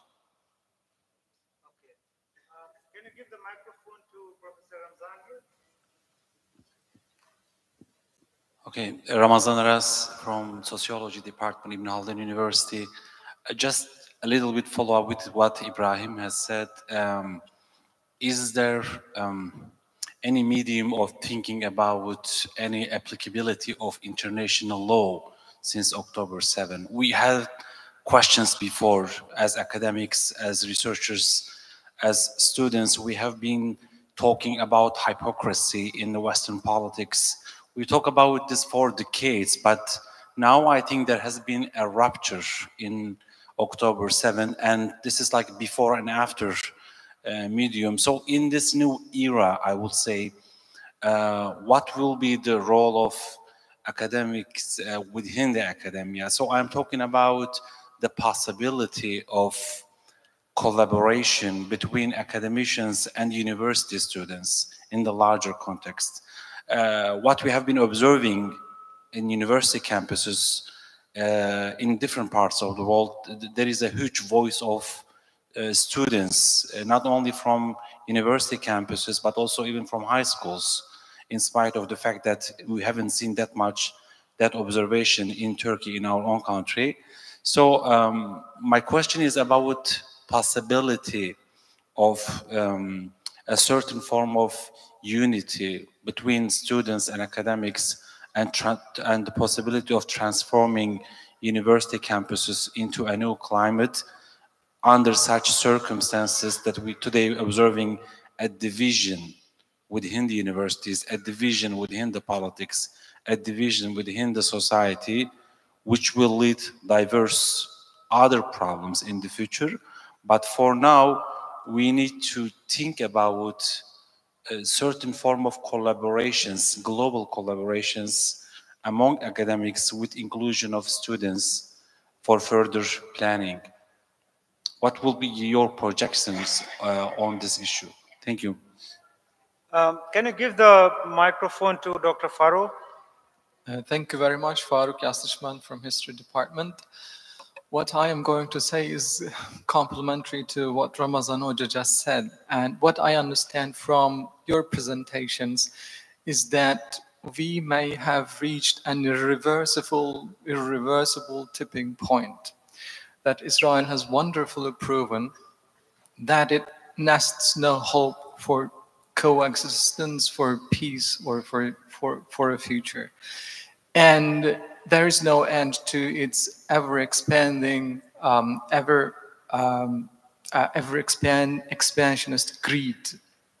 So, if this is the case, and while Berdal Hoca is rightly questioning the fundamentals of the existence of the Israeli state, and this was, to a degree, this could have been regarded as a marginal before October 7th to many, not to all. But now it is becoming questionable, and David Miller just said something on that line. Unthinkables, or people who do not have the courage to raise their voices, are now becoming thinkable. If this is the case, this means that we have reached a tipping point. And if this is the case, then my question would be, how do you think rather slowly moving international politics could readjust itself to this reality? Thank you. Okay, so to be on time, I'm just exercising my discretionary power, and I want to start with Berdal. So can you please respond, and then we'll come to other panelists. Please keep in mind that we have to finish the session maximum in 10 minutes. So 10 minutes, please take 3 minutes. Okay. Others can also have time. First question, when will this war end? I have no idea, unfortunately. I mean, it probably, as it exists, everyone is expecting the United States to show its fist against the Zionists and to warn them that it cannot be sustainable, that they should stop. Everyone is expecting that. But obviously, the United States has no intention to do that. My expectation, it's hope. My hope, my expectation is that the Muslim states in the region, Turkey, Egypt, Iran, Saudi Arabia, maybe they could gather their forces and they could perhaps at least force humanitarian assistance to Gaza. That could be the start. And then there could be a threatening force against Israel. Maybe. That's my expectation. I'm not sure. If they have the guts to do it, I'd be very happy. The second question, is there, ISIS, the hypocrisy about the ISIS, all Western governments consider ISIS as a threat to international peace and security, as you well know. United Nations Security adopted many resolutions against ISIS, and they launched operations in Syria and Iraq against ISIS. And without the permission of Syria, by the way. Syria never permitted them, but they launched illegally operations in Syria as well. But with regard to the Israelis, the Western nationals who are Jews going to Israel and fighting for Israeli army, they are criminals. They are criminals. And they have to be tried in domestic court. Under international law, they must be tried in domestic court for being war criminals because they committed war crimes. Under international law, they could not excuse themselves by saying, we took orders from our superiors, so we had to obey the commands. It's not valid under international law. They should be accountable and they should be punished in their domestic courts. If that's not the case, I think it's also possible to submit the issue, for instance, to International Criminal Court. Criminal Court could be one of the courts that could be, I think, used for this purpose. So there are different alternatives. But no doubt, as regards your question, there is hypocrisy here. So we expect Western governments to treat them as criminals. These are criminals. And unfortunately, we have them in Turkey as well. These are two nations of Turkey, and they go to war in Israel and commit war crimes. They should be definitely tried and they should be punished. No doubt about that. These are war criminals. As regards the third question, how to transform the universities, I don't think it was directed towards myself, but since I am asked, I think it's important that from now on, the universities should also define themselves, I think, not only anti-racist, democratic, human rights, respect for the rights of the individual, but they should also define themselves as anti-Zionist as well. They should define themselves as anti-Zionist, that Zionism cannot enter the university. I think this should be a universal norm that we should accept, because Zionism is an international crime, it's racist, and Zionism is a threat to international peace and security, like environment, like poverty, okay, and like illegal, drug smuggling. It's a universal problem. Zionism is a problem of the whole humanity. And we have to combat with Zionism as we did against South African apartheid. It's the same. It has to be eliminated as a threat. No doubt about that. It's not a normal entity. It's not a normal state. As regards Farooq's question, are we slowly moving into the international politics, adjusting itself to the threat of Zionism? I think we are. As David also said, now there are more people and other speakers. There are more people coming, in front and, submitting their critical views of Israel. Many people in the West, they have realized that Zionism is not a threat only to the Palestinians or the Arabs or the Muslims, but Zionism is a form of ideology and a mode of action that tries to seize everything, control everything, and tries to use every apparatus in a particular state to control the majority of the people and to ensure that they serve its own purposes. Its only agenda is to strengthen Israel, to continue its expansion and racism, to eliminate Palestinians, and to enhance its power in the world. Before 7th of October, many people would probably consider these as conspiracy theories, but they themselves have explained their expansionist aims from the Old Testament, that they want to actually occupy the whole region, from the Euphrates to the Nile. So, and also the way they treated people like David Miller, who's a great scholar, by sacking him from the university. And many people like him, many people from the media, ostracizing them, sacking people in the media and universities, in private companies. People have become aware that this Zionism is like a snake. It's actually trying to seize every bit of the power structures in the world, in the West in particular. So I think they have come to realize for human liberation, we must all combat against Zionism. I'm going to try and cover most of the points. I very much agree with the point about Greater Israel. Of course, Israel, which I think many of us fail to recognize, is an imperial power. It's attempting to be an imperialist empire. It wants to build in Lebanon, in Syria, even it wants part of Turkey as part of its Greater Israel. It's an imperialist power, and that's why the extreme Zionists are saying, not only do we not want US aid, that we are opposed to US aid, that we'll do what we want regardless of what the US says. And that's an indication of the thinking within the fraction of Zionism. Of course, the US is there's an attempt to bring the US into the conflict. That's what all the stuff is about on the northern border, the 5-kilometer dead zone that the Israelis have drawn back from. They want to go in and take on Hezbollah. I think they know that they would lose without the US. But even if they have the US, it's not clear that they would win. And I wanted to say something about the great weakness, not just of Zionism, but of US imperialism.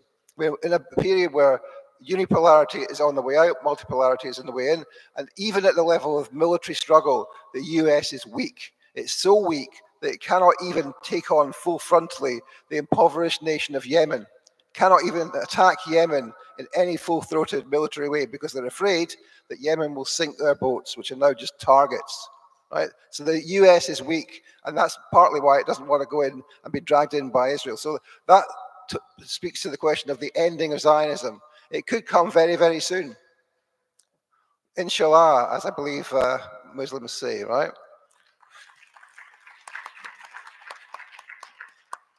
But so the last point I would make is this question of the tipping point. Yes, we're in the tipping point. Millions and millions of people see for the first time that this is a racist ideology, that it's a genocidal ideology. Always was, always will be, but millions of people see it for the first time, and that's not going away. That can't be put back in the box. People will not forget that, and that moves the whole of world society and in international politics. But let me say a word about what is the moving force here. It's not just the millions of people who see the daily images of babies and children dragged from wreckage, lifeless or injured. It's not just that. It's the fact that actually, militarily, in the Gaza Strip, the resistance is winning. That's the most important driving force of the tipping point here. The resistance is winning in Gaza. All of us have seen young men with sandals on, running up to Merkava tanks and depositing bombs on them. All of us have seen those films, those videos, haven't they? This is the fact that they cannot defeat Hamas. Hamas cannot be eliminated. They're never going to beat Hamas. And let's of course remember that when they say Hamas, what they mean is the entire Palestinian resistance. Yes, it's the Al-Quds brigades. Yes, it's the PFLP. Yes, it's the DFLP. All of the armed factions who are engaged on a daily basis in resistance against Israel. And let's of course remember also the other fronts in Iraq, in Syria, in Lebanon, in Yemen, and of course let's not forget the other country which has given the most support to the resistance for decades, and that is of course the Islamic Republic of Iran. These are the forces which are arraigned against the Israelis, and these are the forces which will defeat both Israel and indeed US imperialism. And as I said before, inshallah. So we have already come to the time, but Dr. Kamalan, please. 1 minute maybe. No, you can take 3 minutes. Okay. Okay. Thank you. As you know that we have, after Second World War, we have the world order, new world order by that time, and we have the Security Council with the 5 permanent members, where they have the big say about everything. But I think now with so many things are changing, maybe now 7th of October is hopefully to change the arena. And in fact, in between, it happens the besides the what is called Grade 7, we have the BRICS as well: Brazil, Russia, India, China, and South Africa. And after that, I think so many countries are joining. So I think, and again now with South Africa, have the lead, in fact, to go to ICG. I think it is a very brave initiative. I think that we can build on it, and now Brazil even have stepped that to cut the relation with Israel, maybe the first big country that doing so. So I think at the academic arena, we should have some type of initiative from one country, one academic community, and maybe it is better to be from the global south, as we see that South Africa and Brazil. Although that, in fact, we have very good atmosphere maybe now in Ireland, in Belgium, in Norway, Spain. In fact, they are good countries regarding having to have the side of Palestine against Israeli aggression. So I think that if we could have some type of initiative, and then build on this some type of academic alliance for academics and students to be as guardians to the international law, and to raise, for each case or each incident, they can have their voice to, to shed the light on it. And I hope that this will happen, and I hope that Turkey will have a say in this work, inshallah. Thank you. So, ladies and gentlemen, before you go for tea and coffee, please give an applause of round for people for this panel and the wonderful presentation that they have made. Thank you.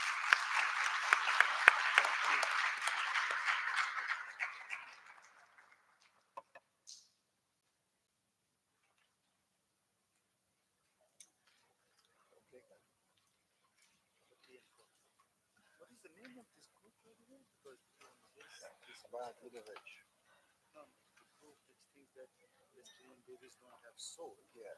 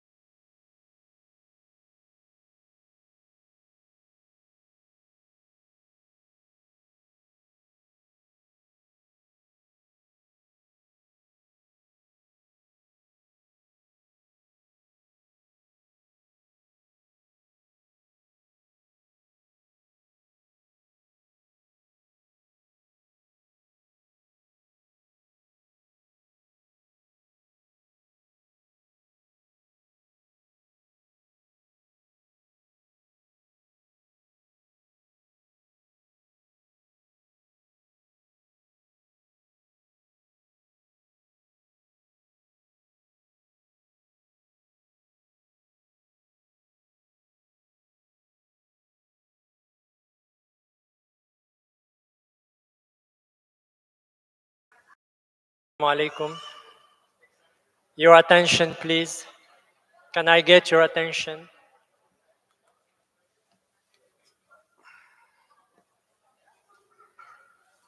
So, I'm very pleased to welcome you, ladies and gentlemen, to our second panel for the day. We have been really pleased to have the first panel on academic freedom.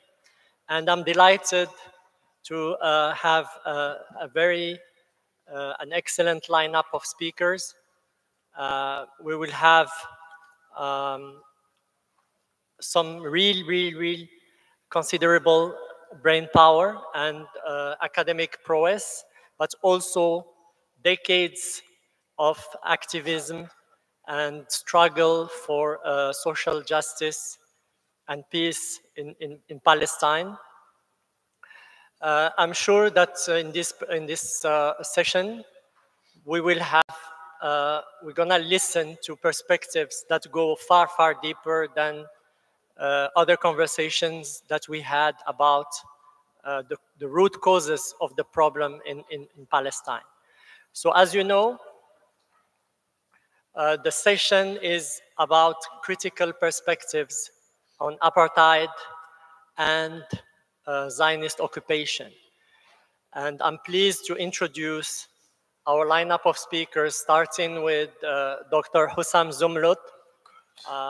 As you know, Dr. Hussam Zumlot is a Palestinian diplomat, academic and economist. He was appointed head of the Palestinian mission to the United Kingdom in October 2018. Prior to that, he also served as ambassador to the United States. His previous roles also include serving as ambassador at large for the Palestinian presidency and director of the Fatah Coordination Relation Commission. He also worked as an economist with the United Nations Special Coordinator's Office in Palestine. Dr. Zumlot is also a professor. He was a professor of public policy at Birzeit University. He held a number of teaching and research positions at Harvard University and University of London. His professional experience includes working as an economist at the United Nations and as an economic researcher with London School of Economics and the Palestine Policy Research Institute. I'm also pleased to introduce Miko Peled. Miko Peled is an author, a writer, and a speaker and human rights activist living in the United States.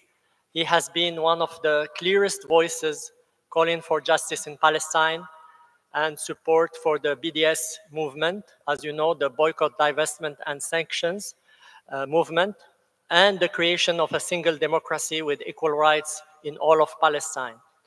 Miko is also a contributor to several online publications, such as the Mint Press, Electronic Intifada, Democracy Now!, Mondoweiss, and he also has his own blog, mikopeled.com, and produces the Miko Peled podcast, of which he dedicated his advocacy efforts for the creation of one democratic state with equal rights for Israelis and Palestinians. I'm also very delighted to introduce Jeff Halper, who is an anthropologist and author. He's the head of the Israeli Committee Against House Demolitions and a founding member of the One Democratic State campaign. With his PhD in anthropology, Jeff taught at Haifa and Ben Gurion universities in Israel and was the head of the Friends World College and International University program. Jeff is the recipient of several peace awards and was nominated for the Nobel Peace Prize along with Palestinian Ghassan Andoni in 2006. He's the author of several excellent books, including most recently Decolonizing Israel, Liberating Palestine.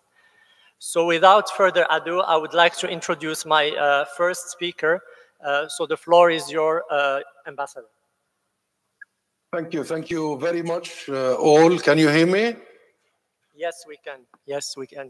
Thank you for your very generous introduction, and it is indeed a great honor to be with you today, join you with this very distinguished panel and this very important symposium, the Palestine Symposium, and with very respected fellow speakers. Greetings to Mike and to Jeff and to all our friends there. And allow me to thank you and the faculty, the professors, the management, the team at the Ibn Khaldun University for putting together this vital and timely forum. And as you all know, and I've been following some of the previous speakers, the situation in Palestine is horrific in every sense. We are facing a genocide of our people. And I'm asked to speak primarily about the international angle, the international dimension. And we are truly faced with the reality of a world and a world order and global institutions that are structurally incapable of intervening in any meaningful and direct sense, however symbolically important they may be. Indeed, Palestine shines a light on the failures and shortcomings of the so-called post-World War II order. And it is my belief that what we are witnessing is an inflection point for the global order. It is the beginning of a process towards a multipolar world that must be managed carefully and definitely. And it is about adherence to a certain set of basic global humanitarian values, without which we will truly be staring into an impasse of our own making.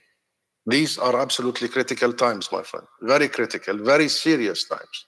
And we must face them with open minds and intellectual courage. And that's why the importance and the relevance of your conversations and discussions today. Because what is happening in Palestine is a test of the moral underpinnings of the global system.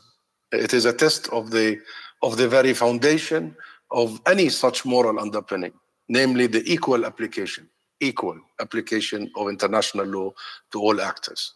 And it is the very clearly unequal application of this law that is breaking a global order that has been under strain for decades. Everybody is watching this very unequal, selective application of law. If we are not careful, we will witness ever deeper divisions in a world in which no one has faith any longer in international instruments for avoiding conflicts, avoiding suffering, oppression, avoiding genocide. This is a very serious situation. This is a defining moment for all of us. It is a defining moment for each and every one of us. So, my friends, let me first give you a sense of how serious is the situation on the ground in Palestine. And I'm sure all of you know this, follow this, study this, and teach this. And of course, speak about this. And let me be clear, this is not just about Gaza, by the way. Though it is most urgently about Gaza, it is about all Palestine and all Palestinians, wherever we are. It is about all Turkish as well, and all Turkish people. It is about all of us, all of humanity. It is about each and every one of us in the region and globally. But let me start in Gaza. As you all know, 100,000 people have been killed, injured, and are missing, presumed buried under the rubble of their own homes. Of the nearly 30,000 confirmed killed, 12,000 are children. An estimated 70% of the victims are women and children. 1.7 million people, some 3/4 of the entire population in Gaza, have been displaced, most of them south to Rafah, city of my birth, by the way, on the borders, the very south of Gaza, on the borders with Egypt. Israel ordered their displacement, claiming they would go to safe zones, but nothing is safe in Gaza, as you all know, and Israel is now threatening a ground assault on Rafah, where 1.4 million out of Gaza's 2.3 million people are located. These 1.4 million people are facing the multiple threats of an Israeli ground operation into an area with a population density of around 16,000 people per square kilometer. 16,000 per square kilometer, and starvation and infectious diseases is spreading among the population in Rafah. The destruction wrought by the Israeli military has not only been comprehensive, it has clearly been aimed at rendering Gaza unlivable, lifeless. And by the way, many are saying, oh, Israel doesn't have a plan. Israel lacks a military plan. They haven't achieved anything so far. Israel doesn't have a political plan. They're wrong. Israel has a plan, and they have executed their plan. And the plan is this: make Gaza unlivable, make Gaza lifeless, push people all the way to the south, prepare for the final push for a mass expulsion. This is the plan. It follows a blueprint. They know how to do it. They did it 76 years ago, and they are doing it the same way. So my distinguished guests and audience, the situation in the West Bank is completely at a tipping point. Tipping point. The Israeli military has launched a number of deadly incursions, killings, and there are hundreds in the West Bank, at least since October 7th, that have been killed by Israel. Thousands have been arrested. 7,000 have been arrested in the West Bank, all held in administrative detention without charge or trial. Armed by the government and under military protection, settlers, illegal colonial settlers, have gone on the rampages across the West Bank on a regular basis. 16 villages in the West Bank have been completely depopulated as a result. More than 1,000 people have been displaced. I'm talking about the West Bank, by the way. These numbers may pale in comparison to the horrors in Gaza, of course, but they point to the same motivation, the same plan, the same policies, and the same end game that Israel has for all of us, not just in Gaza. Israel is engaged in a genocide against the Palestinian people everywhere. And we must keep saying this. It's a genocide against the Palestinian people everywhere. Of course, it's most intense in Gaza, but it is genocide everywhere. It appears to be aiming, as senior Israeli officials have been clearly saying. This is not a secret. It's in the public record. At another round of massive ethnic cleansing of Palestine, of Palestine's indigenous people from their land. This is what they're saying. This is another round. And let us not forget that Israel was founded on ethnic cleansing. So they know how to do it. The 1947-49 Nakba resulted in the displacement of 2/3 of the Palestinian people, including my own parents, grandparents, family. And that's why I, among millions of Palestinians, I was born in a refugee camp in Rafah. They have never been allowed to return. We have never been allowed to return. And though the right of return of refugees is enshrined in international law, as you all know, Israel has never acknowledged that right for the Palestinian refugees. On the contrary, and that's what they are planning to do again, it created legislations, laws to legalize the theft of our properties, our homes, our farms, and the confiscation of these properties and lands as early as 1951. And it was then what they have done, as it was then, so it is now. It is now. So nothing is different. And make no mistake, my friends, Israel hasn't forcibly displaced nearly 2 million people south in order to keep them safe. They did not displace 2 million all the way to Rafah to keep these 2 million people safe. You are following. They are bombarded every day. Last night was a horrible night in Rafah. Hundreds were slain and slaughtered in Rafah. They did not push them south to keep them safe. It has done so in order, as some of the very senior politicians like Avi Dichter, a member of the Israeli Security Cabinet, stated as far back as November to implement a Gaza Nakba. That's what he said. And therefore, this is not a second Nakba only, according to the Israeli terminology. This is an ongoing Nakba. An ongoing Nakba for the last 76 years, unabated, unhinged. And we have plenty of examples of the genocidal language of Israeli leaders since October 7th, from the very top down, from Netanyahu and the president of Israel, down to members of the parliament, the Knesset, from generals to soldiers, and from journalists to talk shows hosts. And we follow some of the talk show hosts. Unbelievable what we hear. We have seen precisely what Israel has done on the ground. And all of you have seen that. Word and deed, by word and by deed, they did it, and they are doing it in front of the eyes of the world. So Israel has made the case easy for the International Court of Justice. And while the ICJ has ruled as plausible South Africa's meticulous case of genocide before them, allow me to cut a small corner here. This is genocide in word and deed. It is already a genocide. Regardless of what happens now, regardless of what happens later, what took place over the last 4.5 months is genocide. Tens of thousands dead, entire towns razed, millions displaced, and the very deliberate destruction of cultural, educational, health, and industrial and business establishment is meant, is deliberate, is targeted to make sure that people not only killed, but have nowhere to go. So you cannot go back because you have no homes to go back to. You have no schools to send your kids to. You have no hospitals to treat your ill to send to. So it's a very well crafted, implemented, executed plan. A complete annihilation of an entire society, an entire people, an entire nation. This is a genocide, the crime of all crimes in international law. And this is a genocide, the very crime that gave rise, genocide is the very crime that gave rise to the post-World War II global order. This is a genocide which the world collectively vowed back in the horrific aftermath of the Second World War must happen never again. We established the whole order on the premise of never again. And here we go. Here we are, yet again. So my friends, in spite of the overwhelming evidence, in spite of the fact that the entire world is watching this horror unfold live on your phones, your screens, your computers, in spite of the ICJ ruling, in spite of the repeated warnings of every human rights group, every medical rights group, every UN institution, Israel is continuing with its mass violence with impunity. Impunity. The world is not intervening so far in actual, tangible way. This is really a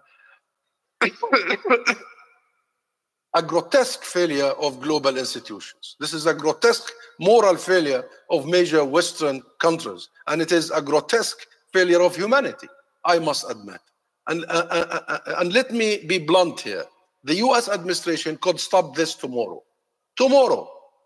All it needs to do is end munitions, supplies, weapons, arms, and its financial support to Israel. Israel lives on these weapons, on these bombs provided by the US, on the financial help, not only to Israel, but to the Israeli colonial settlement expansion.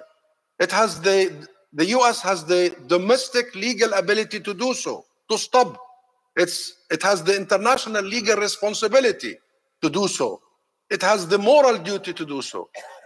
That it doesn't makes the US administration complicit in the genocide against our people. It makes every single country, not just the US, every single country that has not clearly called for an immediate and permanent ceasefire and has not yet taken appropriate action, such as ending arms trade, complicit. But it also points to a fundamental flaw in the international system, my friends. It is up to the nature of the US Congress and administration rather than the overwhelming majority of the world's countries. We have allowed only a handful of US Congress people to overtake and overwhelm the majority of the world's countries to put an end to a genocide. And you all have seen the US veto only a couple of days ago. That was the third, fourth, we even lost count of how many the US has used the veto power to obstruct international calls for an immediate permanent ceasefire. So the international system isn't working. It's not working.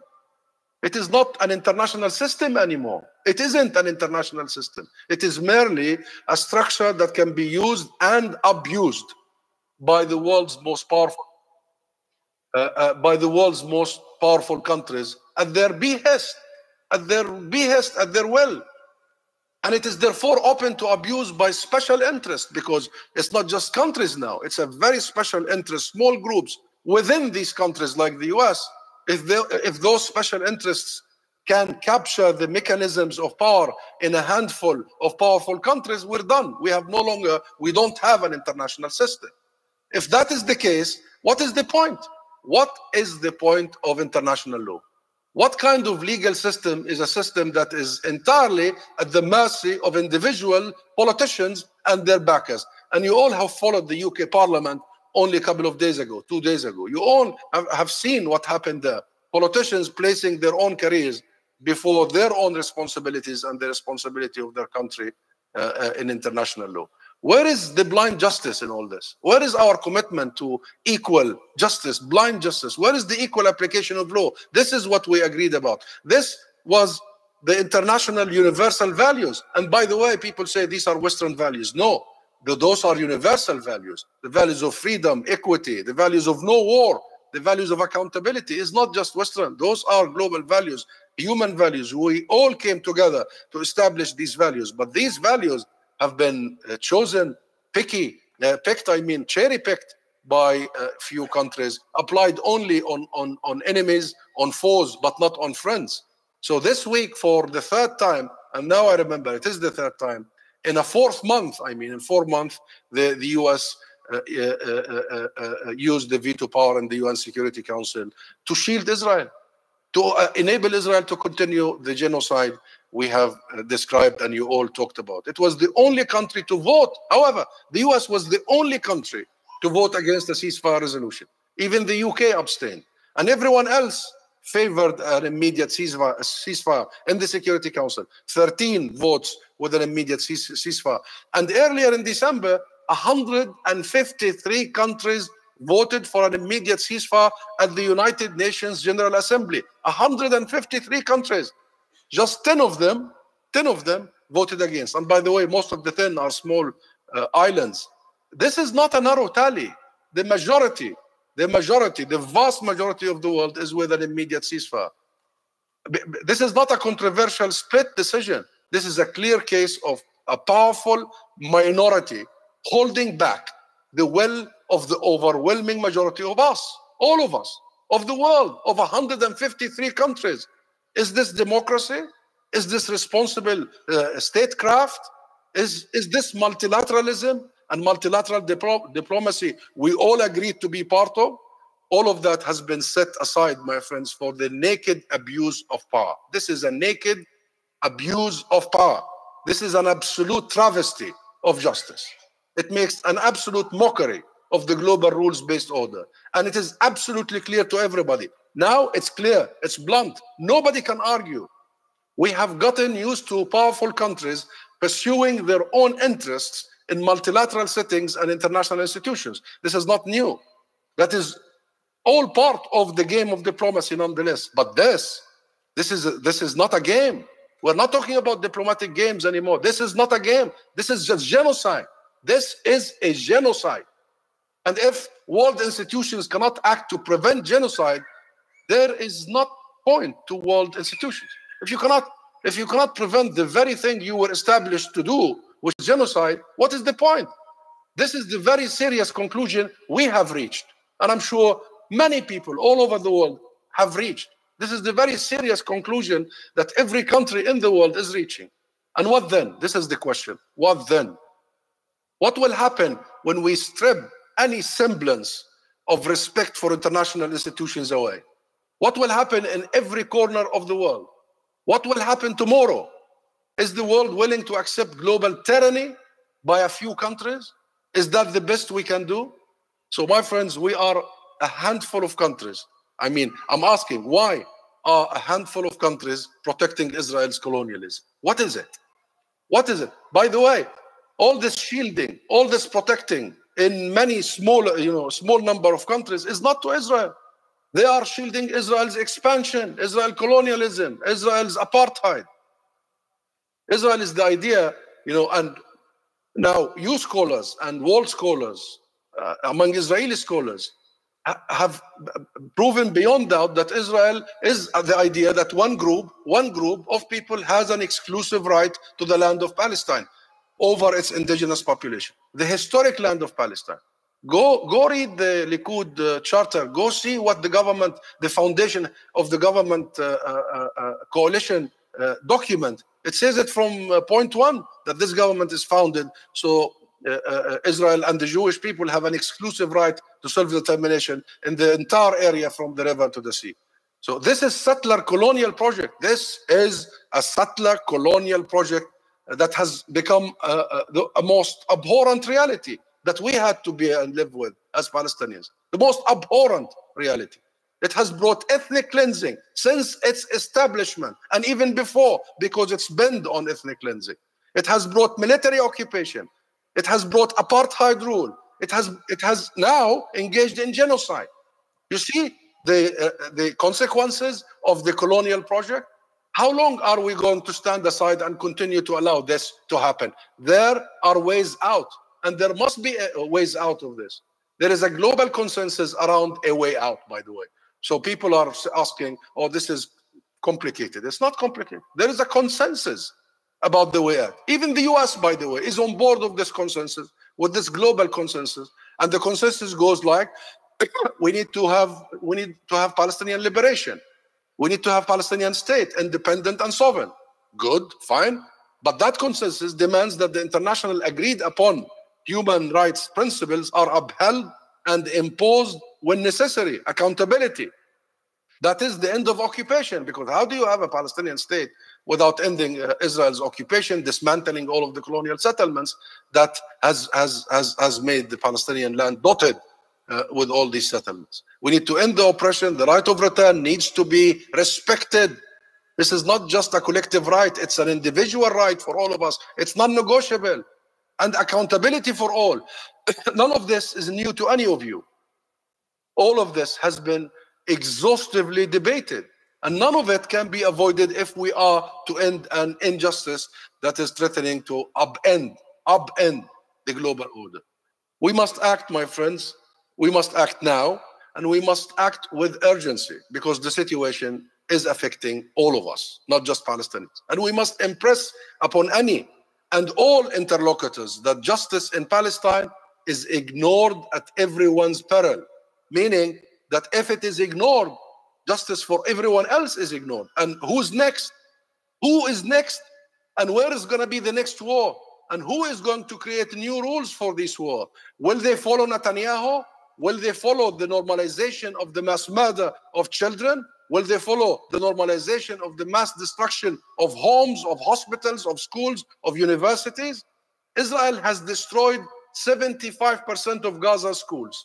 It has destroyed and bombed all of Gaza's universities. Will next war somewhere else follow the same rules? So this is very serious, and it concerns all of us, and us here in this room, academics, scholars, writers, journalists, rights activists, opinion shapers, intellectuals have a duty. We all have a duty to speak out, but also to change things. This is not just about us. This is not just about Palestine. This is not just about the Palestinian people. This is not even just about the global order. It's about our humanity in the end. It goes down to our humanity. This is about a common destiny. It's about a community of nations, all of us living with equal rights, protected equally, all of us under law, and in common cause to meet the grave challenges humanity already faces. From climate change, this is not the only challenge. We have many challenges, all of us. Climate change, the global poverty, the mass migration. There are problems that we can only successfully overcome together. These are problems that disproportionately affect the countries of the called global south. We are affected in the global south. And this is why the move from a unipolar Western dominated world to a multipolar world is so significant. It's timely, it's evolving, it's happening. And we need to think about it. We need to discuss it, and we need to act and push for it. But we must take on this challenge immediately. We haven't got much time. We haven't got much time because there is no international leadership. You must provide the alternative leadership, intellectual leadership, because, you know, we are in it together, all of us, and we must do so wary of the dangers should we fail to rise to this challenge. So, my friends, the sad truth is, even if we reach a ceasefire in Gaza tomorrow, even if we do tomorrow, the suffering will not end immediately. According to some projections, international projections, even if the guns fall silent tomorrow and we begin the massive aid project that is needed, we may still witness the death of more than 11,000 Palestinians, innocent people, due to the time it will take to deliver the necessary medicines and aid to all those in need. And the time it will take to improve or improve water, sanitation, and shelter conditions. People are dying of starvation, of hunger, of thirst, of communicative diseases. Should Israel's aggression continue, the number of slain could reach 100,000. Those who are killed directly, bombarded, and sniped. By the way, there are many accounts of children being sniped in the head. So it's not just bombarding people, it's sniping people all over the Gaza Strip now. And if nothing happens, another 50,000 people are likely to die due to malnutrition, due to the inability to tend to the wounded. You know, only 12 hospitals of Gaza's 36 hospitals are partially operating for minimal sort of basic services. And due to the infectious diseases, the truth is, my dear audience, the world has already failed our people in Gaza. The world has already failed. So we will not forget this, and we will not forgive. The world has failed us. The world has failed our people all over Palestine, not just in Gaza. And make no mistake, we will recover. We will. We will recover. We know how to recover. We've lived through it before, and look at us. We were not gone. We will rise again. We will rebuild Gaza. We will. And we will rebuild it as it was, beautiful and resilient. And we will build more hospitals, and we will build more universities, and we will build more schools. But will the world recover? On this positive note, I would ask you to, you have 1 minute to conclude. Thank you. I was concluding, my friend, by saying, will the world recover? That's the question. And how can we help the world to recover what has been happening? We have an opportunity now that we all recover and redeem from what has taken place over the last few months. And I think we need to focus on an immediate permanent ceasefire. We need to prepare yesterday a massive humanitarian and reconstruction program. We must focus on accountability, so we make sure that those who did these crimes are held accountable, so it's never again. So it's a deterrence. We must impose sanctions on illegality, arms trade, products of settlements, settlers, companies profiting in illegal settlements, citizens, dual citizens who are now committing genocide inside Gaza. There are a wide range of sanctions that the world must impose. And we must recognize the state of Palestine, because, you know, in real terms, recognition means the end of occupation. It's not just a nominal. So this is a moment when we bring ourselves together rather than apart. Pay heed. These days are defining. They are defining. So I think rather than waiting for politicians in Washington or London, let us define it together, my friends. So thank you. Thank you so much, Dr. Hussam, for this excellent intervention. You set the tone in terms of the international perspective and how the critical point we have reached with the onslaught on Gaza, and how the divisions in the world are still impeding the settlement of that situation over there. So thank you for this international perspective, and also a call to mobilize, a call to find solution, a call to address and reform the international order. So without further ado, I would like to give the floor to my second speaker, Miko Peled. The floor is yours.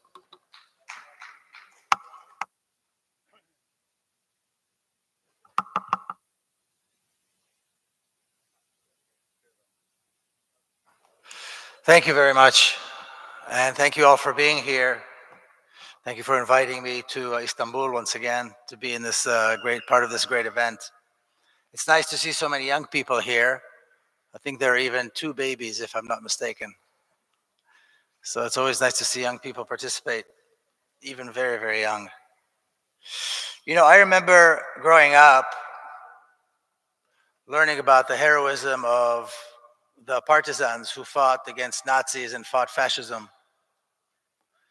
And I remember hearing about all kinds of heroic names of groups and individuals who fought against apartheid, who fought against racism and institutionalized racism in the United States, great heroes who fought fascism and dictatorships around the world in general. But I've never heard that there is a need to condemn the resistance until it came to Palestinians. It wasn't until October the 7th or after October the 7th that this mantra has come up, at least as far as I could see, that we need to condemn people who rise against oppression, against apartheid, and against genocide. I've never heard this before. Suddenly we have to condemn first. We can call it apartheid, we can call it genocide, but God forbid that we do not first condemn the resistance. And the interesting thing is that this has been accepted. People accept this. Almost every interview, almost every statement begins with this mantra saying, first we have to condemn the Palestinians for resisting their own oppression. What kind of a crazy world is this? And why is this standard only applied to Palestinians? So if the standard is international law, as it should be, international law allows people who are oppressed, people who are occupied, to resist, including using arms. But once again, when it comes to Palestinians, there's always some kind of a special clause, a different standard. And so I want to invite everybody here to free themselves from their hypocrisy. And remember that when Palestinians, brave Palestinians, courageous Palestinians, came out on October the 7th from one of the poorest and most oppressed regions in the world, place where there's no access to medical care or clean water or proper nutrition, never mind being bombed and locked in like in a concentration camp. When they came out without tanks, without warplanes, without attack helicopters, without artillery, they came by foot, they came with gliders, and they came out with small, boats through the sea. They occupied almost half of Palestine. They occupied over 20 Israeli cities and towns in southern Palestine. And they completely paralyzed the entire state of Israel. The state of Israel, much of it is still in a state of paralysis. But for weeks, the state of Israel was in paralysis. They demonstrated once again that the might of the Israeli military is a myth, that the might of the Israeli intelligence apparatus is a myth. And I don't know for certain, but I can't imagine that the events of October the 7th, the fact that these events took place exactly 50 years and 1 day after a similar attack that again demonstrated the ineptness of the Israeli military and the Israeli intelligence services, and I'm talking about the 1973 October War. It can't be a coincidence that this was exactly, like I said, 50 years and 1 day after that attack. And what these show, along with several others, is that every time the state of Israel is challenged, it collapses, it folds. And I think there's an important lesson there. So I would say two things. Number one, rather than be obsessed with the need to condemn, I would invite people, first of all, to bow their heads to the courage and to the sacrifice that the Palestinian people have demonstrated, not for the first time, but certainly to a greater degree than anything perhaps we've seen in a very long time. And save the condemnation to where condemnation is due, condemning a genocide that's been going on for 75 years, condemning an apartheid regime that's been going on for 75 years, condemning a campaign of ethnic cleansing that's going on for 75 years, condemning the stealing of a land the destruction of monuments, and the erasure of a history of a nation and a country called Palestine. That is what needs to be condemned. That is where the condemnation needs to go. So I say it again, let's save the condemnation and point the condemnation where it's deserved, where it belongs. Condemning the Palestinians is wrong. It's misguided. Condemnation needs to go to the source of the violence, the source of the racism, and that's the state of Israel, the Zionist movement, and Zionists and supporters of Israel around the world. And that's where the condemnation needs to go. And when we listen to the lists and lists and lists of crimes and lists and lists and lists of catastrophes that befallen the Palestinian people, I think it's important to remember that from an Israeli perspective, the disease, the famine, the destruction, the tens of thousands dead, the countless wounded, thousands of them children. For Israel, this is a list that they boast. Israelis see this as a list of accomplishments. That's how they view this. The more we put out these lists demonstrating the catastrophe, really the catastrophic effects of what has been going on, the more Israelis are pleased. Not only the Israeli government and Israeli military leaders, but Israelis in general are pleased. This is precisely why they were doing this. They don't believe that this is self-defense. Nobody does. Now, what was Israel's response to this total humiliation? To the fact, and I'll say this once again, that a small group of dedicated fighters from one of the poorest and most oppressed regions in the world was able to completely create dysfunction in the state of Israel and chaos in the state of Israel. What was the response? The response that any gangster, any bully would have. They look for the weakest victim and they unleash the worst revenge possible against the weakest, defenseless victims. And those victims are, of course, the people of the Gaza Strip. So I was asked today, once again, after many, many times, doesn't Israel have a right to defend itself?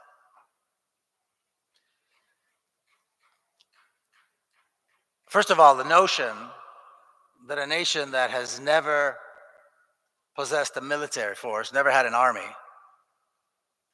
poses some kind of a threat to a nation that is basically built on an army, a massive, well-funded, well-equipped army,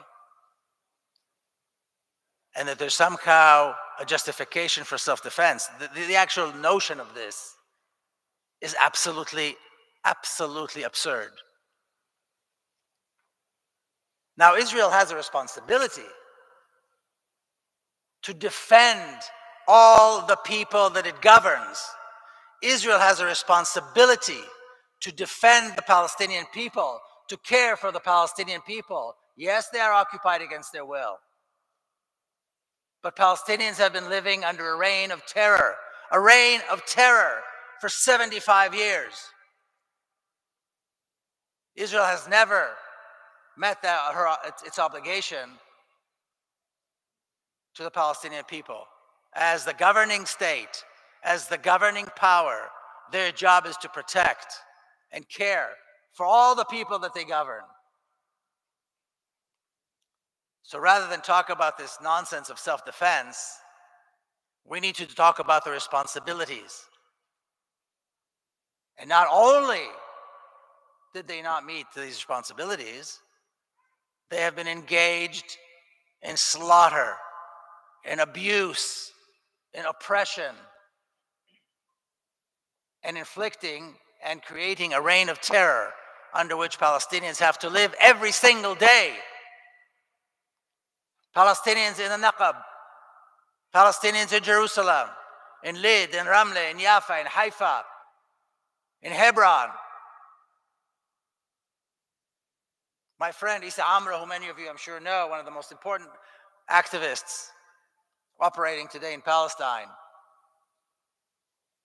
targeted by the army, targeted by settlers, targeted by settlers who dress like the army, targeted by the Palestinian Authority and its intelligence services. And he's not the only one. He's just one example that people know about because he's well known. And still he operates. So once again, this excuse that somehow Israel is defending itself against Palestinian terrorism and all this nonsense. First of all, there's no such thing as Palestinian terrorism. But beyond that, this nonsense of an argument that Israel is somehow defending itself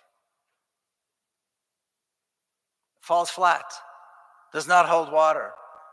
It's one more in a long list of lies that for reasons beyond understanding, the world is accepting. For reasons beyond understanding, people continue to repeat and repeat and repeat. So what do people come up with? What is the solution that people come up with? Of course, the two-state solution. The two-state solution. Can anybody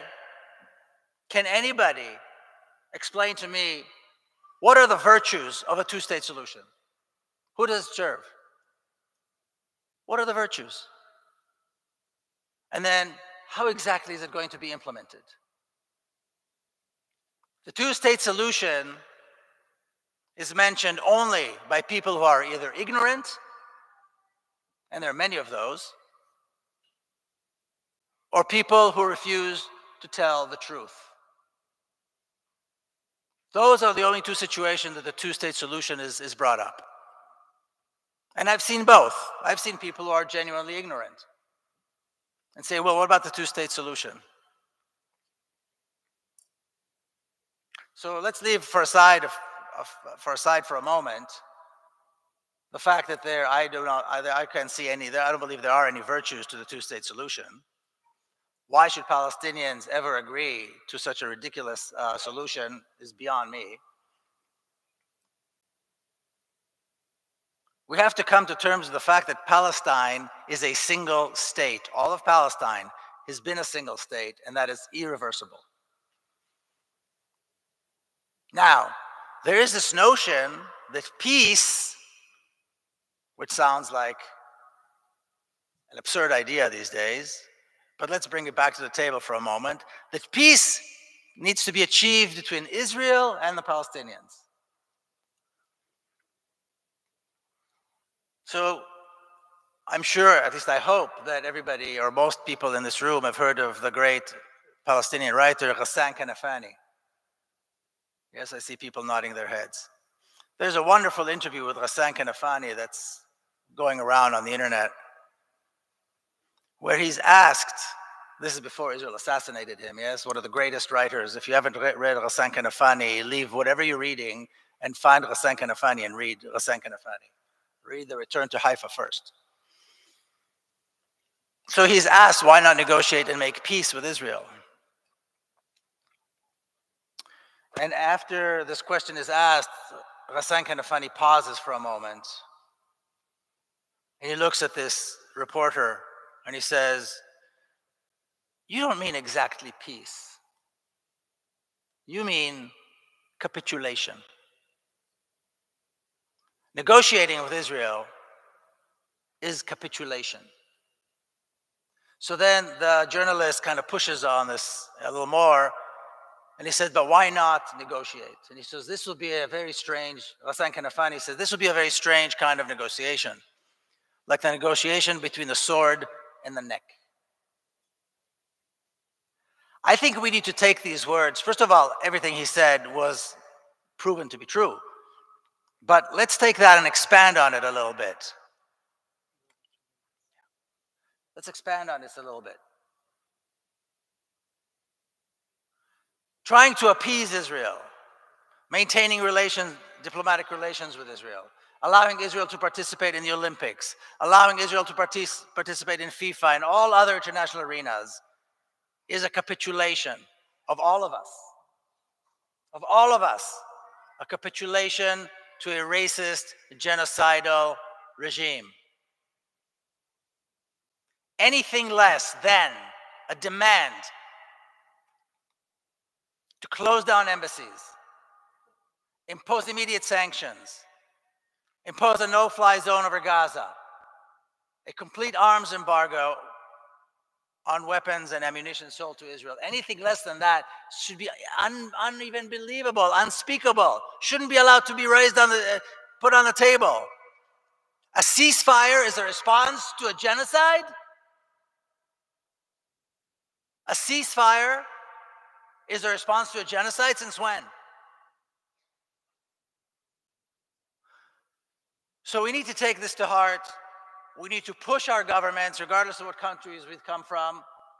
We need to demand, not ask, not beg, demand that our governments close down Israeli embassies, kick out the ambassadors, impose sanctions, and end all trade with the apartheid state until such time that it collapses and gives the opportunity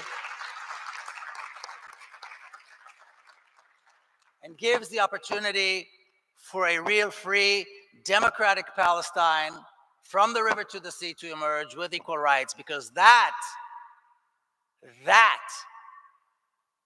is the only recipe for peace. It's the only option for peace between the people who live in historic Palestine. Thank you very much.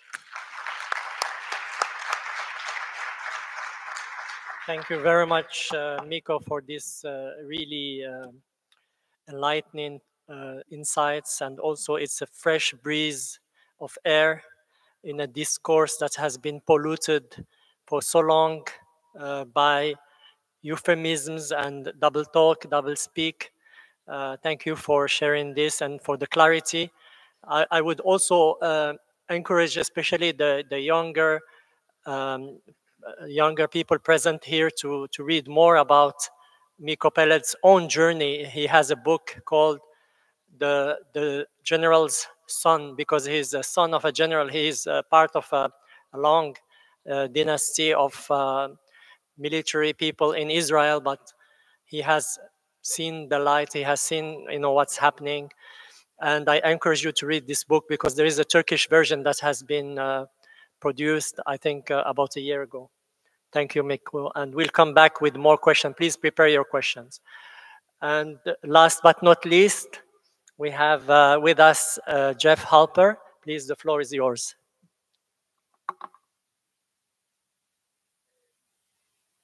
I'm going to stand up. I like to present in motion. I want to thank Ibn Khaldun University for inviting me and initiating the symposium. I also want to acknowledge, before I begin, because I'm not going to speak to it directly, the genocide that's going on in Gaza, and the political, but also the solidarity we all hold for the Palestinians in Gaza and in the rest of Palestine, of course. There's a rage that we all feel, and a sorrow, and everything that goes on inside ourselves when we confront genocide. But at the same time, this conference, as was emphasized at the very beginning, has to do with the future. In other words, we can't ignore and we can't just pass by what's happening, but at the same time, we have to keep our eyes on the future. And here you get into a real dissonance. It's a real problem because, activism, what I do during most of my working days, is a direct expression of the rage. You're out, you're resisting house demolitions, you're fighting the Israeli army, you're with Palestinians in solidarity, and so on. But at the same time,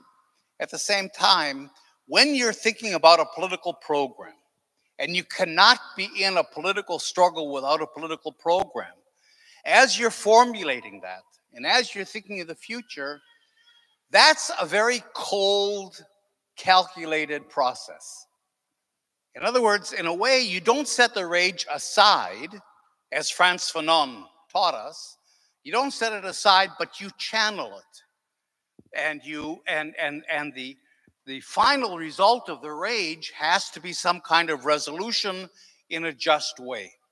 And that's the spirit in which I want to present what I'm going to say today, because it's very unemotional in many ways. It's very intellectual. People might say, wait, why are we talking about this stuff in the middle of a genocide? But that's precisely the point. The way to move beyond genocide, beyond colonialism, beyond apartheid, beyond occupation, beyond oppression, is to finally resolve politically these kinds of issues. So we condemn all that is taken for granted, but at the same time we go on, and that's what I want to try to do today, only in a few minutes. So, you know, it's just a very quick presentation. But I'm the head of the Israeli Committee Against House Demolitions, ICAD. But our organization is also a part of an organization led by Palestinians called the One Democratic State Campaign. And over the last few years, we've really been sitting down and trying to formulate a political program that we can move forward. I want to talk about that tonight. Of course, I'm not a Palestinian, so I'm not representing the Palestinian voice. I am speaking from within this One Democratic State group, which is Palestinians and anti-Zionist Israelis. So from that point of view, I am speaking from inside the group. But of course, a lot of my analysis is coming from a critical Israeli point of view. So don't take what I'm saying as representing Palestinians in any way. In fact, we're really involved in a struggle that has 5 facets. And, you know, one of the questions that can be asked, that I'm often asked, is what role does an Israeli have to play at all in the Palestinian struggle for liberation? But you know, if we look at this in terms of the future, we're involved in 5 different kinds of struggles. First of all, resistance. Resistance to occupation, resistance to colonialism, resistance you know, to the oppression of Israel. That's clear. But that's a joint struggle. I mean, Miko is here, who's an Israeli. I'm here as an Israeli. That's a joint struggle to resist occupation. And as we look at this as an anti-colonial struggle, because it is an anti-colonial struggle, everyone that's opposed and fighting colonialism is on the same side. So as Miko says, it doesn't break down Israelis are here and Palestinians are there, where it's a joint struggle against colonialism. That's the first struggle that we're in. The second facet is decolonization. Going beyond resistance, how do we decolonize a settler colonial entity like Zionism and like Israel, which is also a joint struggle? How do we dismantle the structures of control and domination so that we can prepare the ground for building something new and just and equal? The third facet of the struggle is Palestinian liberation itself. What do the Palestinians need? What rights do they want? Do they demand? What does liberation mean for Palestinians? And this is a part of the struggle, of course, that's Palestinian. I have nothing to do with that whatsoever. This is an internal Palestinian discussion of deciding what does liberation mean for us Palestinians.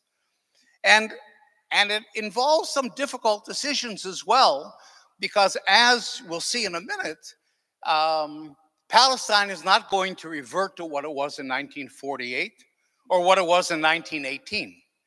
There's a settler colonial reality that's going to remain, a legacy.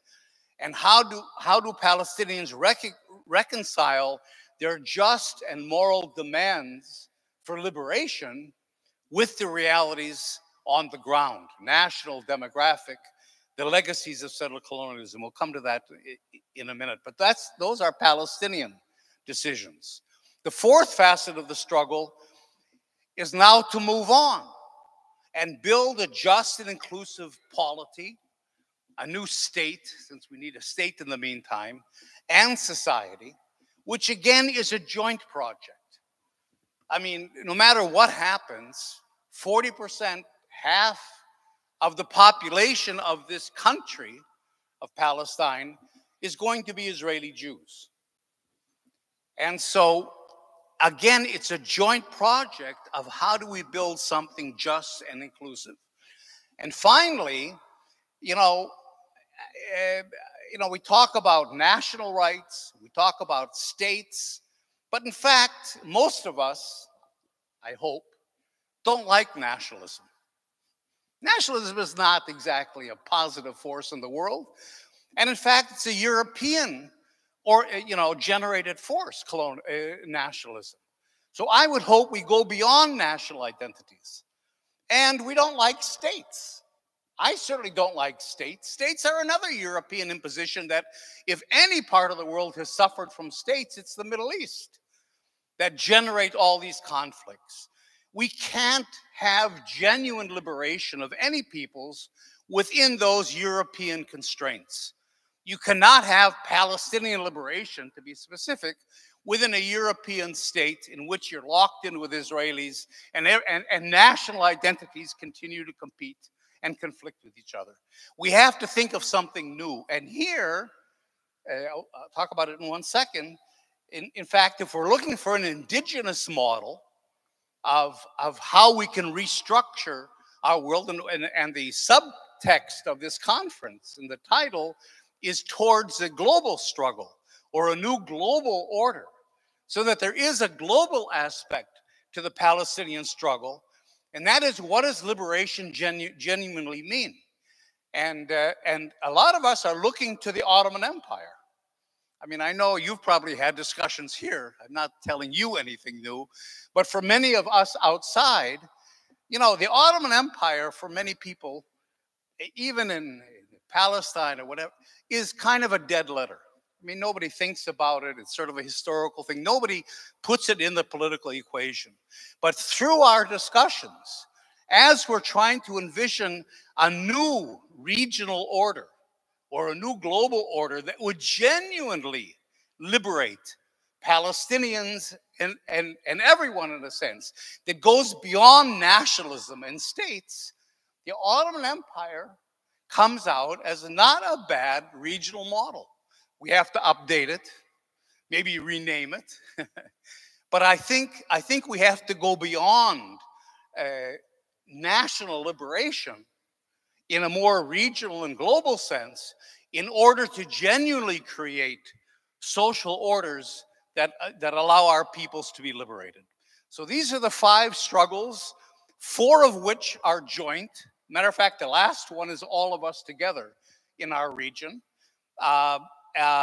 And so, I think that looking at it from that way, we have to look at how do we progress from one kind of a struggle to the next.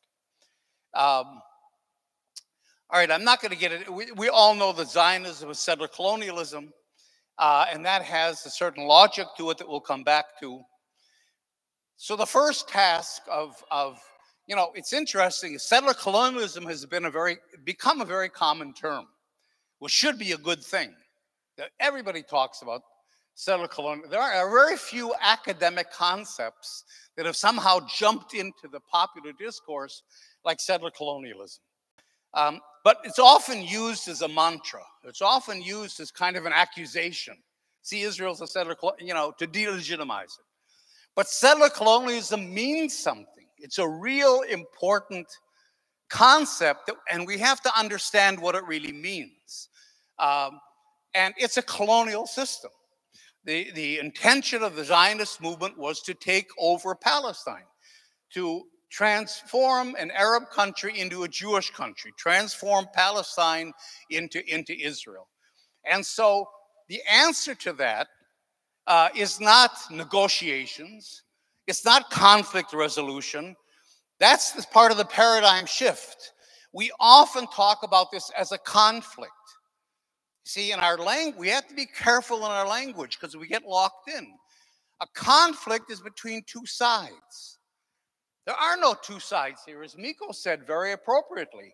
In a colonial situation, you don't have two sides. There's no fight between, and there's certainly no symmetry between the sides, right? The minute you say Israel and Zionism are a side to a conflict, you're legitimizing it. That's exactly why Israel wants you to see this as a conflict, because the minute we say conflict, we're legitimizing Israel and Zionism as a side. So that, and of course, the way you resolve a conflict is through compromise. Well, what exactly are we expecting the Palestinians to compromise on? You know, their patrimony over their own country, how many refugees can come back, what kinds of limitations to their cultural life or liberation are they allowed to get? In other words, the whole thing of conflict locks the Palestinians into a losing situation. We have to look at this as a settler colonial project of Zionism, but we also have to understand the logic of settler colonialism in order to get out of it. And settler colonialism imposes structures of domination and control over the country that it's taking over. Jeff, 5 minutes. Oh, wow. Well, okay, so in other words, it's not enough to simply try to negotiate an end to the conflict or what. You have to decolonize before you move on. Give me 2 minutes, okay? One of the problems is, is that settler colonialism also leaves legacies. The settlers, especially in Palestine, the settlers remain. One of the legacies is a nationalist legacy. In other words, there has been spawned over the last 75 to 100 years, a Zionist Israeli national identity.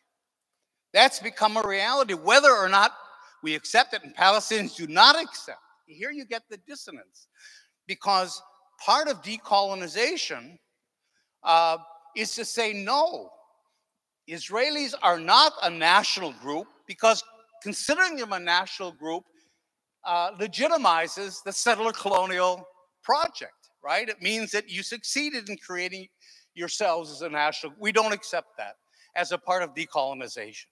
But at the same time, that's a legacy. It exists. And how do we reconcile with that kind of a contradiction? Demography is another legacy. 40% of the population of whatever emerges post-colonial is going to be Israeli. How do we deal with that? And other forms of legacies. All right, I don't really have time to get into a lot of what I wanted to get into. There are different kinds of models for one state. Maybe we could talk about them in the questions and answers. Our one democratic state movement has a number of principles that we think are crucial. And I'll just mention them really quickly. We're talking about one democratic state, one constitution, one citizenship, one parliament. Everyone has equal rights. Of course, the return of the Palestinian refugees and their reintegration into society.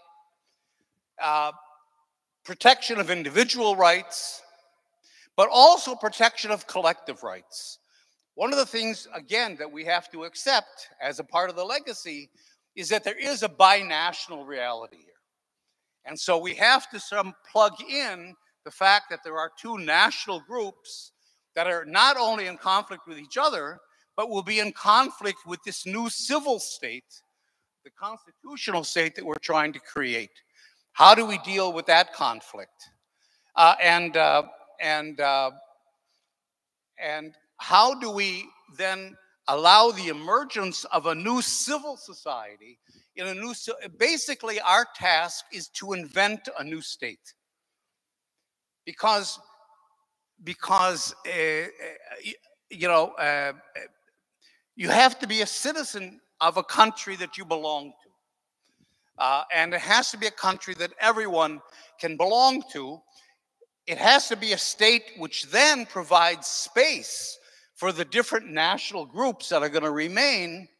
But the task of the civil state is to constrain those national groups, because there's a natural conflict between national groups that want hegemony. And that's why nationalism in the end is a destructive force. It is not a constructive building force that builds just societies. So one of our tasks, and here we're going into the global part of it as well, is how does a civil state that offers citizenship, equal rights, a new civil identity to everyone, whatever the state is called. You know, Mandela said we're all South Africans. Well, we're not all anything. So we have a tougher task in Palestine, Israel, because we have to create a new civil identity and a new civil state. But that civil state has to be strong enough to control the nationalisms that it contains that are going to try to overthrow it, to establish hegemony of their own, and as well, you know, fighting with each other for hegemony. So there's some real issues here that we have to deal with. Okay, all right, I'm gonna just end in just one more thought that I mentioned, but that then goes into the regional part. Even if we get a civil state, you see, why these conflicts exist? Because we're trying to put liberation into a box, into a framework that's defined by Europeans that does not fit, that does not work, that generates conflict. So we have to think of a time, the Ottoman Empire was a time until 1908 or so, in which these things did not exist. How do we reconstruct a Middle East? And the Palestinians can be pioneers in helping to conceive of this idea. How do we create a new region without states, without nationalism? That's the only way in which peoples, religions, collectivities, ethnic groups, political groups, women, whatever, are going to actually be able to achieve genuine liberation. You cannot achieve liberation within the framework of a national state, of a nation state. And so these are just some of the issues we have to deal with. But I think the fact that people are beginning to think forward, that there are Palestinians and anti-Zionist Israelis that are trying to develop new models that have even wider implications, should give us some hope. And I look forward to the discussion. Thank you, Jeff, for these very deep insights. It was also a very important contribution to understand the concept of one state solution in in this conflict, or as Jeff said, we don't use this term conflict, we should use predicament or something else. But if you are interested to know more about Jeff's thoughts, I would encourage you also to buy his book, Decolonizing Israel, Liberating Palestine, Zionism, Settler Colonialism, and the Case for One Democratic State. So now is the time for some Q&As. So we won't have a long bandwidth for those, so please, if you have them ready, we can just choose, please, the lady over there.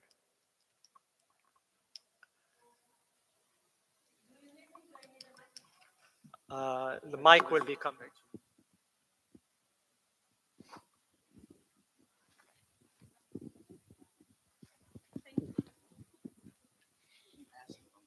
Yes. Please indicate your name, affiliation, and to whom the question is addressed. My name is Sihan Fayyad. I'm Palestinian. Well, affiliation, just Palestinian. Okay, so I think it's a comment or two comments maybe, and one question. My first comment is, usually when people talk about the conflict, they only consider two narratives, Israeli and Palestinian, which is faulted.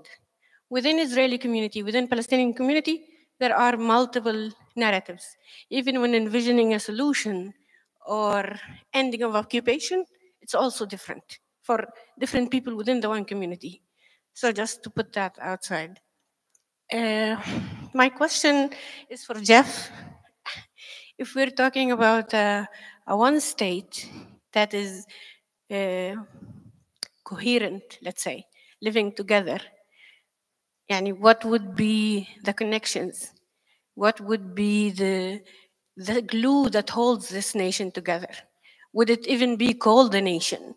And an image came to my head. It's like putting, sorry for the expression, putting two animals in one room and trying to get babies out of these animals. Yeah, this is it. Yeah, like I said, most countries are multinational, multi-ethnic. Anyways, you can answer, please. I'll take another one later.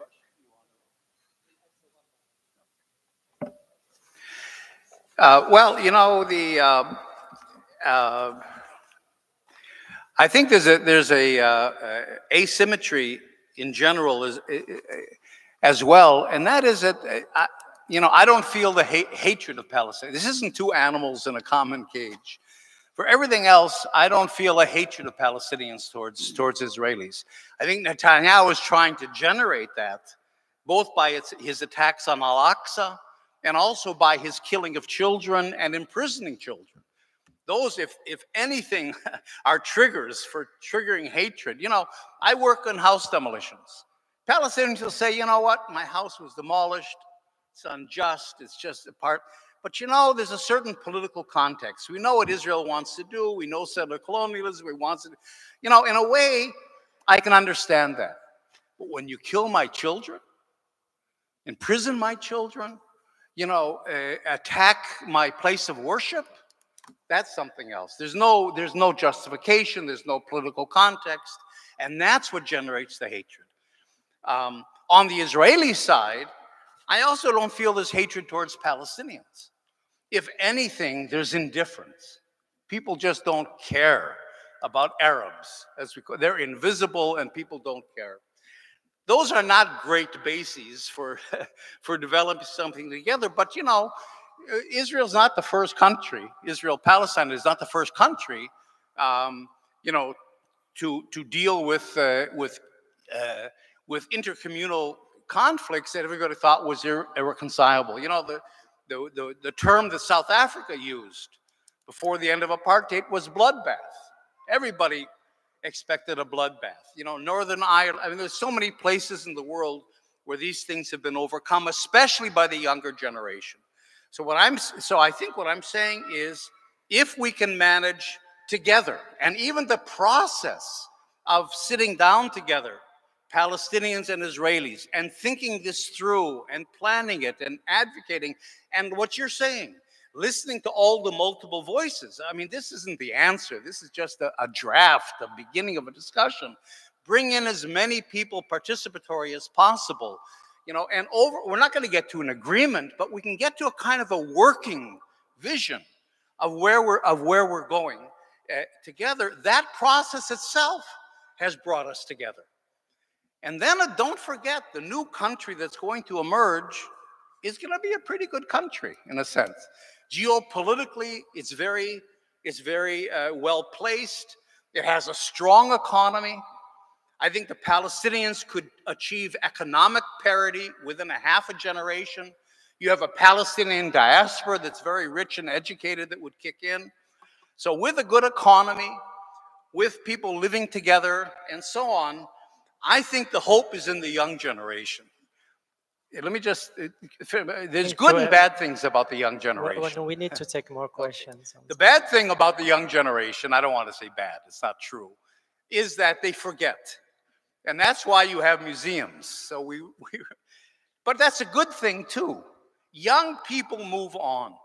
And I would predict that in this state, as controversial and difficult as it seems to us, Once you have a reality of a country in which we're all living and we can work together and live together, that has a good economy and equal rights and so on, I believe that that's the glue that in the end, you know, we still have to do a lot of work in terms of reconciliation, but I think the basis of a common life, you know, would be very strong, actually. I'll take the lady there. I have the mic, so can I ask the question? No, sorry. No, I am the moderator. Thank you. Thank you. Next time, I know we have. I'm the moderator. You were the moderator before me. Yeah, I'm sorry. So this is a trespassing. Please, do I'll you give you follow the next one. Do you follow the rule, or it is just the next one? I'll give it to you. But the lady is here.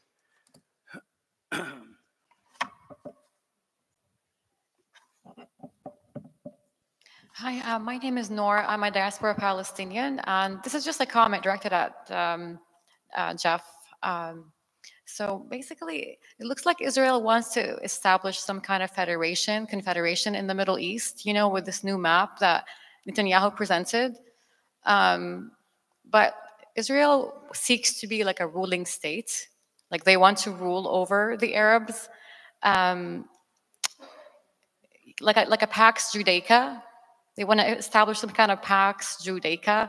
And, you know, I feel like Israelis infantilize Palestinians. Like they feel like Palestinians can't rule themselves. And also Arabs as well. Like the West infantilizes Arabs. Arabs can't rule themselves. Democracy will not work for Arabs. But especially Palestinians. Because all Arab peoples got liberation and they have states, except the Palestinians. And another thing, like, I don't think, I mean, you know, if Israel wasn't so genocidal and really showed a goodwill, I think that might be a possibility. But with what's going on right now and the intention of demolishing the Aqsa, I don't see any hope in the region. Thank you.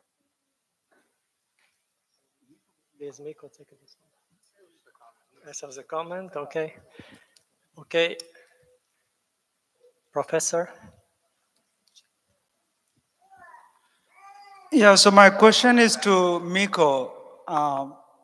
You said that these insurgents on 7th of October occupied the land and towns. So my question is linguistic, but it is with deep philosophical and political implication. Is the correct word occupied or claimed the land and towns? Okay. Now, the second one is the proposal of one state, democratic state. Now, in this scheme, do the Palestinians who have been displaced and who are in diaspora, do they have the right to return? Number one. The second part of this question is, it seems to me that you begin with the assumption that the history of democracy is necessarily based on equal rights. There are 7 democracies in Europe which are also monarchies, and there is no equal rights there. Now, of course, after termination or elimination of the natives in Australia and even in the US, of course, there is a democratic state. But the point is, and it is not simply that they have equal rights. In some cases, they also have privileges. In America, in the reservation, there is a privilege. So I'm not entirely sure that this idea of one democratic state is really a solution, one that is really oriented to pursuing and attaining justice with a strong sense of morality and beauty. Do you have another solution? Do you have a better solution? So I'm just asking. I'm saying, but I'm asking you back. Can you think of another solution? Because I can't. We have the certain constraints that exists within Palestine. there is this new creation of a new people, like Jeff was saying, the Israeli people. It's now, whether we like it or not, like the whites of South Africa, they're part of the demographics of Palestine. So we have that. We have two nations that have very high education levels, the ability to, they have some, to a certain extent, democratic traditions. I believe, like Jess was suggesting too, that this could be actually a very productive, well-functioning democracy very quickly, relatively speaking, particularly if we compare it to other areas of crisis that engage in reconciliation. So I don't really know that there is a third option. I mean, we either maintain apartheid and genocide, or we move towards democracy, equal rights. And as for the right of return, I don't think there's any question that mechanisms have to be put in place to allow the right of return to materialize. In other words, mechanisms have to be put in place immediately for the refugees and the Palestinians to be able to return to their homes and then be paid reparations.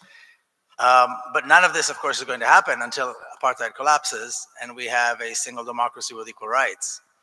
In many ways, I think people imagine that once apartheid collapses and there is a free democratic Palestine from the river to the sea, that we're done, we're home. The reality is that's not the reality. The reality is that is going to be the first time that actually we can solve the major issues like decolonization, like the right of return. And these are issues that have to be transformed from, I would say, from a bumper sticker to a reality. People say, yes, right of return, right of return. Well, mechanisms have to be put in place for millions of refugees, millions of Palestinians to return. Absolutely, that has to be done. It's not going to be done as long as there's an Israel. So I think that is absolutely a crucial part of that, a crucial element in the creation of a free Palestine from the river to the sea. As for the phrase I used, occupied, I wish I could say liberated, but it was short-lived. So they couldn't really liberate the parts of Palestine that they took because obviously they didn't have the means to do that. But they did take over and occupy those cities in that region for a while at least. Thank you. A final question. So I'll take the gentleman here.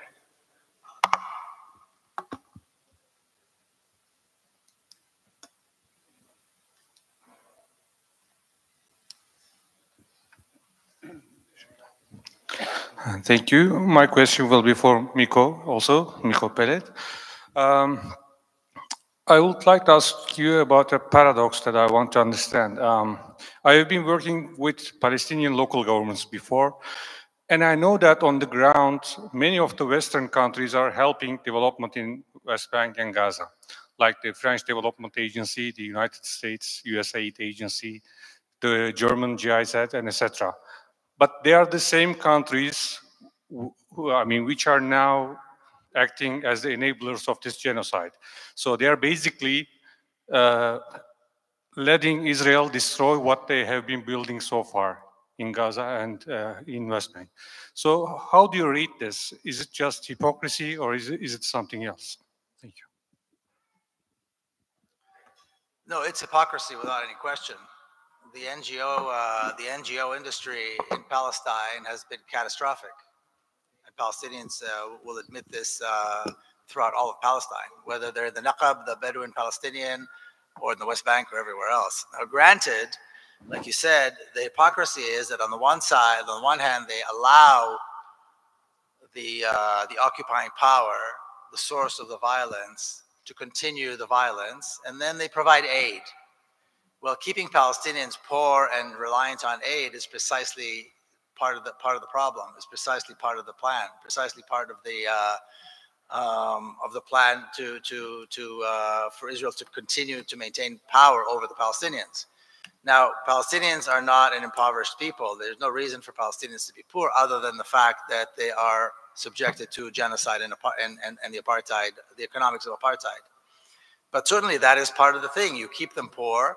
You make sure they can never, and by the way, all of these NGOs and the aid that comes from the NGOs is always tied in with, you must not support boycott, you must not support resistance, you must not be part of this, you must not say that. In other words, it's a silencing mechanism, at least as much as it is providing aid. Now, do Palestinians need aid? Yes. And it's very similar actually to the issue of UNRWA. They want to defund UNRWA? Fine. Defund UNRWA, but allow the refugees to return. Palestinians do not want to rely on UNRWA. And by the way, Ghassan Kanafani has written a great deal. Many of his short stories describe the tragic reality and the dependence on UNRWA. But fine, the world wants to defund UNRWA. I'm sure Palestinians would be fine if they were allowed to go back home. You know, we're talking about a very productive people who want to go home and go to work. So yes, it's not a paradox at all. The NGO mentality, the enslavement of Palestinians, keeping them poor and then providing a little bit of aid is precisely part of this reality that is so catastrophic. Absolutely. All right, with these words, we're gonna close this session. So I hope you have enjoyed the discussions. We have been in a ride with first Dr. Hossam Zumlot, who gave us the international perspective and how this genocide that is taking place in Palestine right now, in Gaza, is being supported by many forces around the world, including the United States, and that there is an impunity happening, and that we must do everything at our disposal to end impunity now and impose a ceasefire and move to a more permanent settlement. And with us also, Miko Peled, he has given us some very interesting perspectives on how the condemnation of the resistance is actually very inadequate. Actually, it's the other way around that should be happening, which is the condemnation of the occupation and all the settler colonialist practices that are very derogatory to human rights in Palestine. And finally, we had a very fresh perspective from Jeff Halper, who gave us an insight on what a one-state solution could look like. And it's a triggering discussion for many people, because we were used for many decades to only hear about the two-state solutions, and we had the opportunity to have some insights on those. So I'm sure this is not the end of it, but at least it's a trigger for more discussions and broader deliberations on the issue. Thank you very much for your attendance today. Please, a big round of applause to our panelists. Thank you very much.